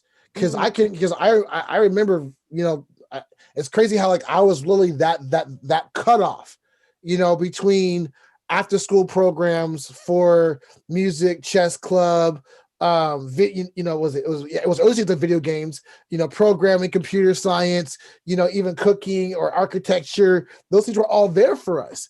And then they started getting rid of them. Like, I remember in my senior year, I learned that the shop class got taken out. They were gutting jazz band, and also band all in general.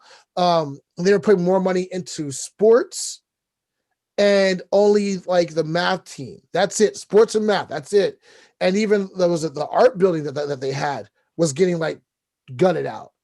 And I was like, but everything I like does incorporate math, science, literature, critical thinking. Like being an engineer, That's a lot of math, a lot of calculus and physics. Like I even told my kids, I was like, here comes fractions, here comes integers. Like they're like, And music and math totally go together. I mean, you know, you learn and Do they? one thing. Yeah, they do. oh yeah, they do. What? See, I don't know. Yeah, you think about it. In a record, you can have a record with with a good beat, 120 beats per minute. You want to get moving, 140 beats per minute. You really get going. There's a count. There's a time. There's numbers. It's all related. And then also too, we were talking about frequencies, right? Frequencies is dealing with physics and sound, Yes. and so now you got to deal with how do you measure that frequency and know when to cut off that frequency, so that way it doesn't cause any cross phasing, it doesn't cause any dissonance. Those are all musical terms, but also scientific terms, because you're then dealing with how sound affects the ears and the body. That's science. Mhm. But they discredit that to us and just only focus us on like the beat and the rapping.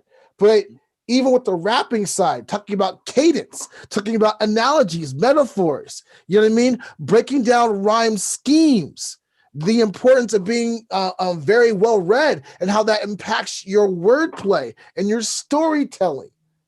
All that then goes into what? As for placement, how does your song relate to this movie?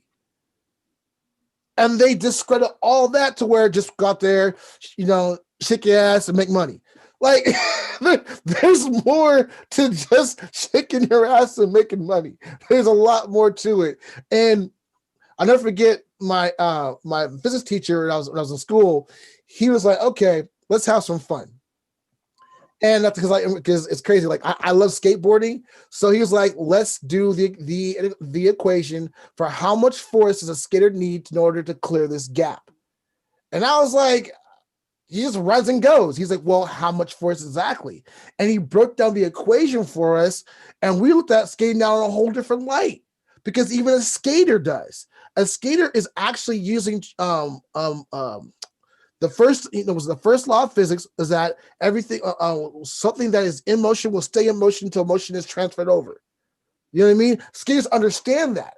So, and then to put the science behind it, that's why a lot of older skaters are now what? They're designing skateboards. They are designing safety equipment. They work for the X Games. You know what I mean? They are building large ramps and parks. Some of them even got into architecture and design. Yeah. But they encourage this, for white kids, but for black and brown, you're disturbing, you're a nuisance. You don't get none of this stuff. And it's like, but wait a minute, you guys like having a skate with you. Why can't we learn the science with you too as well? And it's simply because they don't want us to know. We've always loved having a pleasant colored mascot nearby. Your silver painting is so pleasing.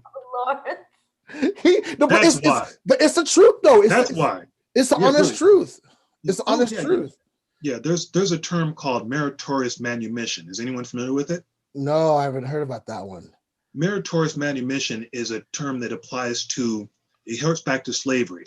It was the merit that that good slaves, good Negroes would get for supporting or protecting or saving massa and them. So if you were very pretty and you performed for them somehow, that can be a lot of different things.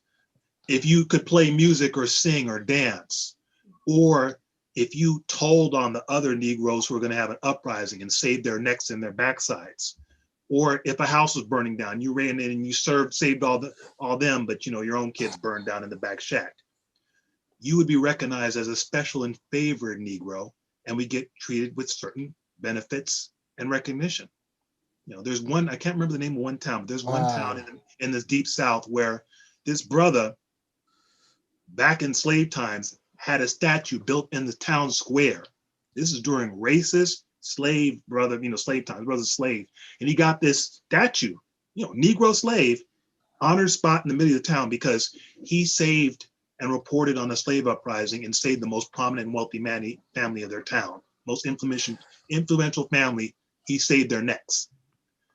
So that's what happens. People like I like to have a little somebody along with them and maybe give them some what they call butter biscuits. You know, that's, I don't know if you heard that term, butter biscuits. I've heard butter biscuits. Yep. They give me a little butter You. biscuits. Yep. I can Yep. tell you, I wouldn't have survived. You would have never known my name. Because I would have opened my mouth and they would be like, no, get rid of this bitch right now.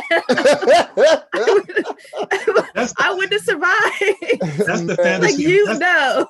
That's the fantasy. That's the fantasy we all have, looking through a contemporary lens. But the truth is, you came from somebody who did.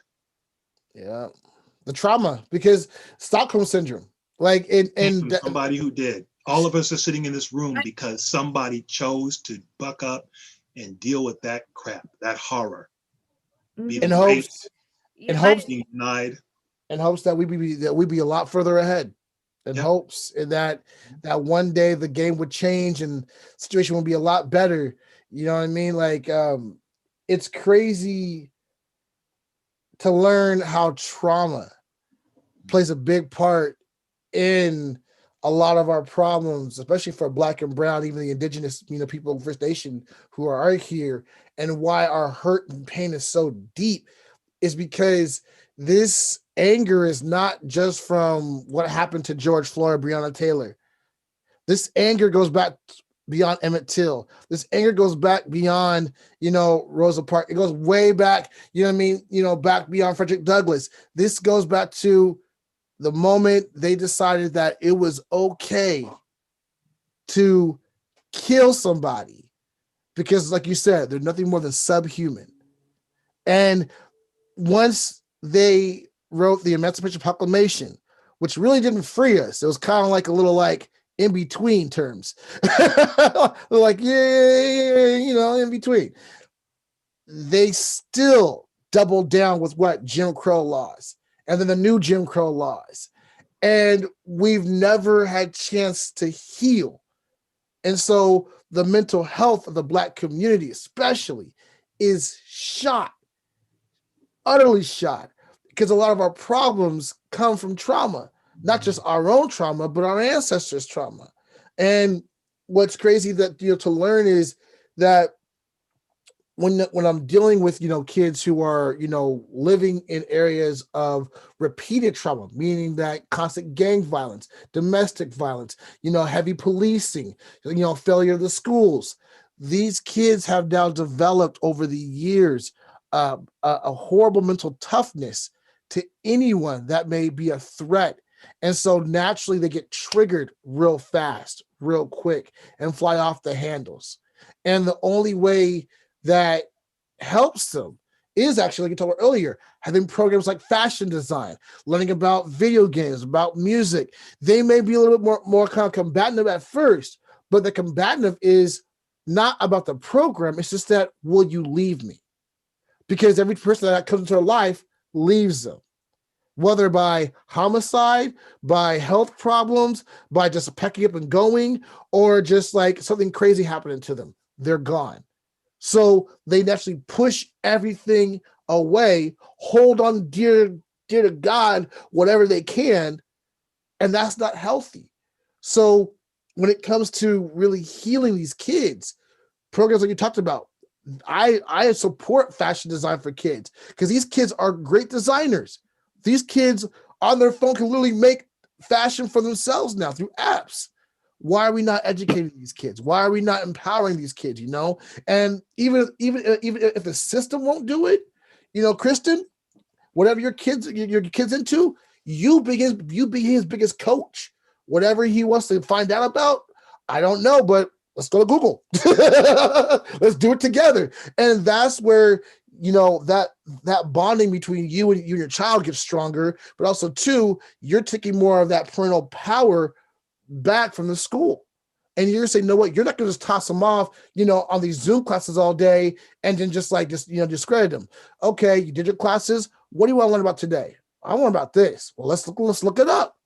Let's have some fun together, and that is going to really help change his direction, because these Zoom classes for kids and even teaching on Zoom right now, these kids are they are so fatigued of Zoom. Like I had one kid tell me, he's like, look, okay, I got a class at 9 o'clock, then I got another meeting at 10 o'clock. I got a he talked to me like he's a CEO. I'm like, sir, calm down. No, I catch my son falling asleep. I have to check on him like every 10 15 minutes because he will fall asleep during class because it's so boring. It's so boring. The only time that he wakes up is when it's break time, when it's lunchtime, and when it's physical education time. Then he's, or like I think on Fridays they do like a mystery where you have to guess what the object is, and the kid picks an object and describes it, and then that. But other than that, that's the only time that he's really. If I'm not right next to him, he's either passed out or he's talking about something else that's disrupting the class. So I have to sit right next to him and make sure that he's staying focused and not, off over here somewhere. Yeah, I don't know. Like to me, it sounds like he has a very wonderful imagination that the teachers just don't understand or know how to deal with. And that's just a sad truth that they don't like. If a kid's wandering off, because I was that kid growing up, my mind was thinking about like space, toys, making a movie out of it, like at home, like writing a storyline, like, which doesn't mean I'm not smart. My brain is very highly active. Just that what you're telling me is boring because you don't really care about it. Yeah, like, exactly. Like, you don't care about it. So you're the teacher. Your job is to teach me. You got to reach me where I am, pull me into it. Not many teachers can do that because why? All they want is just that check. Like all the good teachers, and like what Lauren 30 said, plus kids to look after, and so they're like, this is the curriculum, this is what they told us we have to do, and so this is what we're sticking to, and this is what I have time for. And it's sad the little amount that they get paid, because my old coworker, his wife is a teacher, and he was like, me and her would be, after I get off work and she's off work, we're grading papers together after work. And it's just like, he's helping her. If he didn't help her out, then she would be, wow. And it's just, I don't understand why it's set up that way, to where teachers are so overwhelmed and having to pay for supplies on their own. Oh man, and just all of that. It's just, and then not having the ability to, because they know there's a lot of them. There's a lot of teachers that don't care, and is just gonna teach the way that they're taught, to teach kids. And then there's some that just want to teach the way that they feel like should be, but they don't have the time to give that one-on-one with the kids, or it's just unfortunate. No, go ahead. I'm sorry. Go ahead. I'm sorry. No. No, like it literally is, even like what Lawrence called earlier, it's just by design. It's all by design. And that's where the moment we can accept this is how the design is, we can then start to change the design. One thing I'll never forget what my dad did for me growing up is, before I could play on my Sega Genesis, I had to first, after do my homework, he would either give me like a book to read, and I had to read 10 pages and tell him what it was about. Or he would buy us, these math books, and I had to finish a page of that. And if it wasn't done, no video games for the weekend. So what I make sure to do, I would then start to sneak the papers to school, and when I was bored, do the homework there so I can get home and play video games. But it made me learn. It made me like, okay, you know what? I gotta stay on top of my education. I gotta make sure I'm doing my homework. I gotta know what I'm talking about. So that way when I get home, Sonic, yes. But, you know, but That those, was my shit. But I you didn't know? have a Sega. I had to go to my neighbor's house and play on his. You know, but I it's had like, Super Nintendo. oh, nice, even better, even No, better. you know what's messed up is there was because we would go camping and sometimes I would take the game with me. Mhm. And then one time I came home and I didn't know what happened to the game. So I didn't say anything because I thought maybe I lost it or somebody stole it and I didn't want to get in trouble. So I didn't say anything. And so then like maybe 2 or 3 years later, I asked my dad, I was like, what happened to my Super Nintendo? And he was like, I got rid of that shit. I was tired of these kids coming up to the house. And I was like, you got rid of my Super Dad, That whole time I was thinking, oh. I'm sorry to hear that. That's messed up. That's messed up. You should have got rid of that. Quick question for you. You're on mute, Anna. Get off of mute. Yeah. You have a fan. You have a fan that's been watching your show for a while. My friend Scott. You trust me, my friend Scott. He's always been watching it.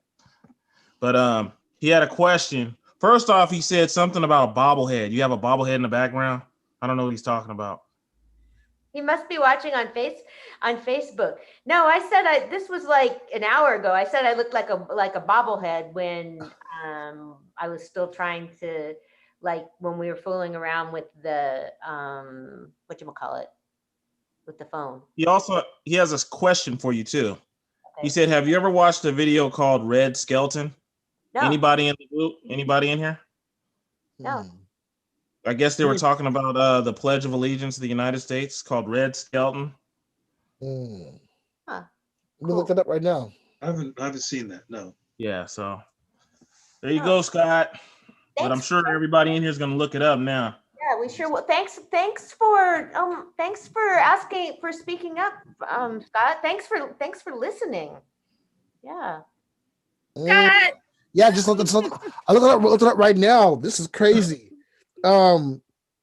Richard Red Skelton was an American entertainer best known for his national radio and television shows between 1937 and 1971. That's what I thought you meant, Red Skelton.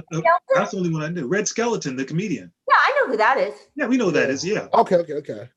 Yeah. A comedian named Red Skeleton? Yep. Skelton. Yeah. Oh, Skelton. Yeah. Do you guys know anything about he was talking about the Pledge of Allegiance or something? What about it? I don't know. He just said that Red Skelton talks about the Pledge of Allegiance. Huh. I'll have to look. But he must have a routine about it. Yeah, he was old school, but he had so much stuff he talked about and joked about. He had decades of work. His body of work was decades. I gotta look him up. And yeah, Red Skeleton. When you said Red Skeleton, I'm thinking, do you mean Red Skeleton, the comedian? I was kind of confused. Yeah. I was thinking like like off of Captain American, Red Skull. I was like Red Skull. Like, who's this? Like, is this something different? I don't know about. Like, okay, Red Skeleton. There we go. Wow, you're man, Rap Nerd. I should have I did this project a long time ago at the community center where I used to volunteer called Rap Meets Shakespeare. And we that would have been I was like putting stuff together. It's like my favorite one was like Say Hello to My Little Kingdom for a Horse. Nice. Yeah, that's what was it, because I remember I was in AP English. I'm very fortunate I had teachers who actually cared about me. Yeah. Because in AP English I was failing. I was having a hard time because we were studying Shakespeare. I just couldn't get it. And then one day my teacher, she pulled me aside and she was like, okay. She's like, you like rap music, right? I'm like, yeah, I love rap. She's like, okay. She's like, think of what he's writing as a rap. It's the cadence. And the moment she said to me was like, click, oh, snaps. And it all just came to me. It was like, I get it now. Like, it all makes sense. So yeah, Rap Me Shakespeare. I love that. Yeah, totally down for that. Yeah, we do, like, we'd find stuff like, things that things that young people would recognize in the language, and I can't find all the stuff, but it's the sort of stuff I always talk about doing with age too, is like layering beats over classical, over opera, because I love opera. There's a film about it's about a old folks home where everybody's opera singers, and they have young people come there, and this old Verdian singer's like, he listens to the kids rap, and he's like, oh, I like this. Yeah. You know what was it? I'll never forget. There was a mini documentary where Nas and Premier did some music with, I think was it with the New York Symphony. And they took some of his first album, Illmatic, and transposed it for a symphony, but also kind of reworked some of it, doing it more orchestral, and that was beyond dope, because what it showed was the fact that rap in its root forms is poetry. Oh yeah, you know what I mean, and the fact that it can go from just a simple 808 and a kick to heavy strings and be elaborate, and and to really explore that dynamic. That was just like, it's always been like, yes, I love that stuff. I love it. Yeah, cool. We got to keep in touch with about that then, because I always wanted to go further with it. Yeah. I would love to. I'll be honored to be a part of that. Like Histonane Rap Nerd, like to me, once I learned the connection between hip hop, and just writing and just even the scholarism behind it, it just opened my eyes. As at the time as a young Black boy, now an older Black man, just that like this is the epitome of Black writing. And honestly, in the sense of that, you can take a whole book and put it into an album. Yeah. And vice versa. You can take that album and put it into a book. It literally can transform itself if the writer is willing to go that deep. And also, too, if the listener can take that artist as an author, because not every single artist is about like staying in the hood or trapping. Some artists are learning how to take what they went through and turn it into their own motion picture. And I think people are just told that something's not for them. But I love opera, and I'll tell people just listen to something. Like I'm not doing this. Like I'm a hedonist, man. If I wasn't having a good time, I wouldn't be listening to this. I brought people to operas that have never even been to the opera that really enjoyed it. And I love hip hop. I love rap. I love all kinds of. I love, like, for me growing up. Techno, which isn't. I do like trance and some EDM stuff. But what got me, I'll never forget when I remember watching the Peanuts, and there was a scene where Schroeder's playing the piano, and he's playing Beethoven's Symphony No. 5. Yeah. And I'll never forget when I heard that as a kid, the chills I had. And then when it goes from the major to the diminished minor chord progression, and it gets dark, but then it comes back up high again. I remember freaking out because it seemed so dark and dreary, but it's so bright and light. And that's what really kind of made me just like be like, what is this? This like how is these sounds moving me this way? And so growing up, I listened to a lot of classical music, Beethoven, Chopin, Tchaikovsky, like all these classical artists, because they were telling a story without saying a word. Yeah. And you would have loved Merry Melodies. Remember those cartoons, Anna? No. Oh God! Oh, that's right. You didn't watch much TV. That's right. This, I think it was Warner Brothers had back in the 30s and 40s these old school cartoons, and they were based on classical musical pieces. And they were comedy. Bugs Bunny, all these things, Looney Tunes, and they would do these classical pieces, but they would spoof them because Bugs Bunny would be in drag, and so he'd be singing opera. But it would be full orchestral music, high concept stuff. I see some of those. I see some of those. Yeah. I see some of those. Yeah. So for me, so that's why, as I got into music, and in college, I wanted to be a music major.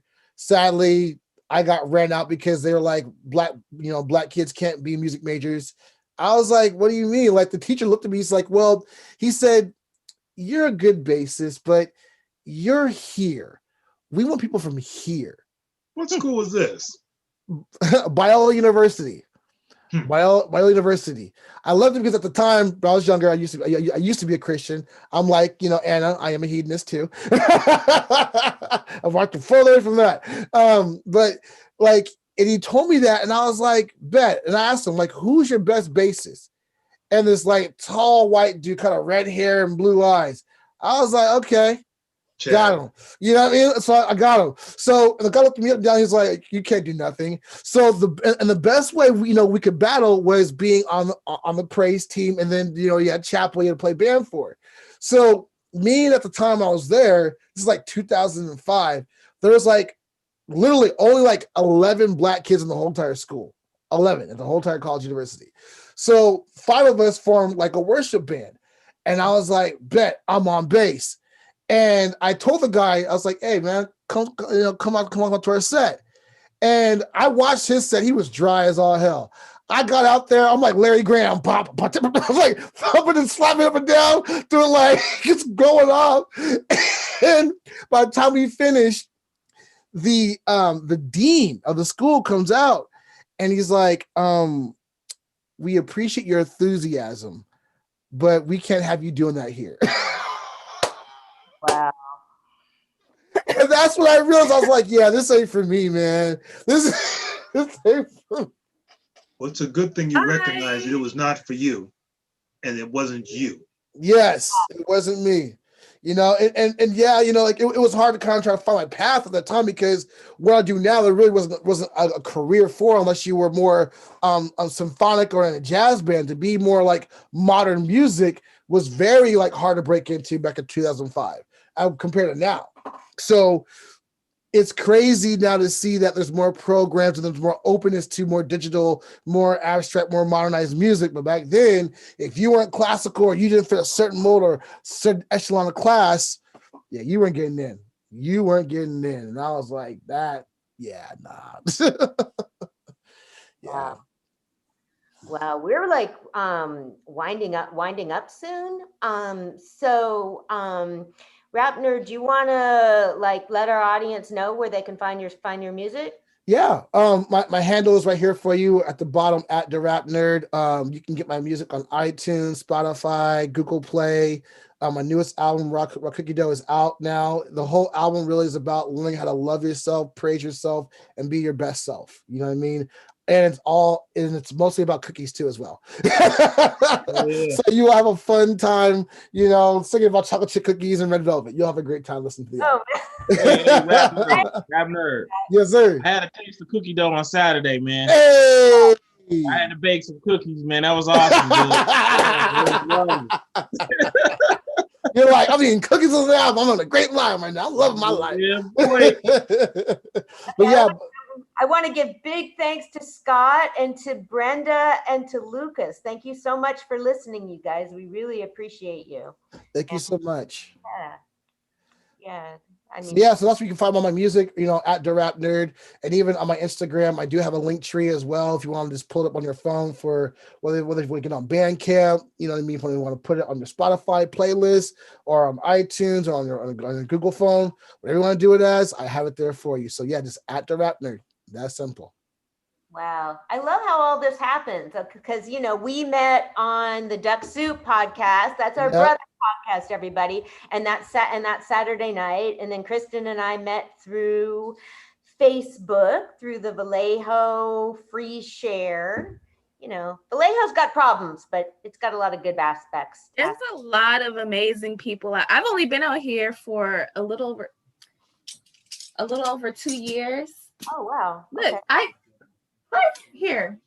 I'm sorry, my son is here. Put this back. What? Yeah, I've just been out here for a little over 2 years, and I met a lot of amazing people out here. Oh, good. Made some family friends. Yeah, I love Vallejo. So, Vallejo's awesome. Cool. Well, we got to keep in touch, okay? Yeah, for sure. Yeah, there's just, I don't know, part of the problem that's been happening in this town is that people like I mean, it's already a problem that people are like going nuts on social media, but especially since we're not like seeing each other face to face, people gotten like even more vicious. So Oh, man. I think a lot of it has to do with the fact that it is through social media and people aren't able to talk, like they're not taking the time to at least talk to people over the phone. They can't meet face to face, but at least talk to people over the phone, and they don't know what tone you're coming from. yes. And so it's like you can agree to disagree with some things, you know, but people can't see that through social media, and so it gets taken out of context, or you can't really, you know, go in depth of what your thought is or whatever. Yeah. Wow. Okay. Well, and then thank you so much to Lawrence Shine of Bayard Rustin Coalition. Thanks for inviting me. It was a pleasure being here. Yeah. Well, we always have such great conversations. I'm like, so yeah, I've been like, we got to get you on the show, and then we can. And yeah, Brazil, do you have anything to announce? Yeah, man, I enjoyed Mr. Shine, man. I love you, man. That was cool, man. A lot of info from Mr. Shine, the rap nerd. Yes. And Miss Woods. I loved it. I enjoyed everybody here, man. Hopefully I get to meet all y'all in person one day. I know, huh? Yeah. Once this is over with. Yeah. Definitely. We used to do this show. I think Rap Nerd came through once, right? Yep. You I remember that. Yeah. Show, right? So Yeah. I met him once. That was so much fun. Yeah. That was so much fun. I had a freestyle with puppets. That was by far the best thing I ever did in my life. Freestyle with puppets. That was Puppets. yes, they have I love puppets. puppets. And I was like rapping with some puppets next to me. That was something surreal. hilarious. That was some Sesame was Street good. stuff. That was some all Sesame was Street. good. I loved it. I loved Yeah. You got extra points for me. I love puppets. Yeah. it. Oh, you would have loved that show. You would have loved it. Yeah, we got to do that. Yeah. Yeah, I'm gonna get on age about that, man. We gotta bring that back. So, okay, well, everybody, this is Global History Radio. We're on every Tuesday night from 8 to 10 on YouTube and Facebook. Thank you for listening, and thank you for being here, everybody. All right, everybody, have a good night. Thank you. Have a good night, y'all. Good evening, everyone. Thank you. Have a good night. Good night.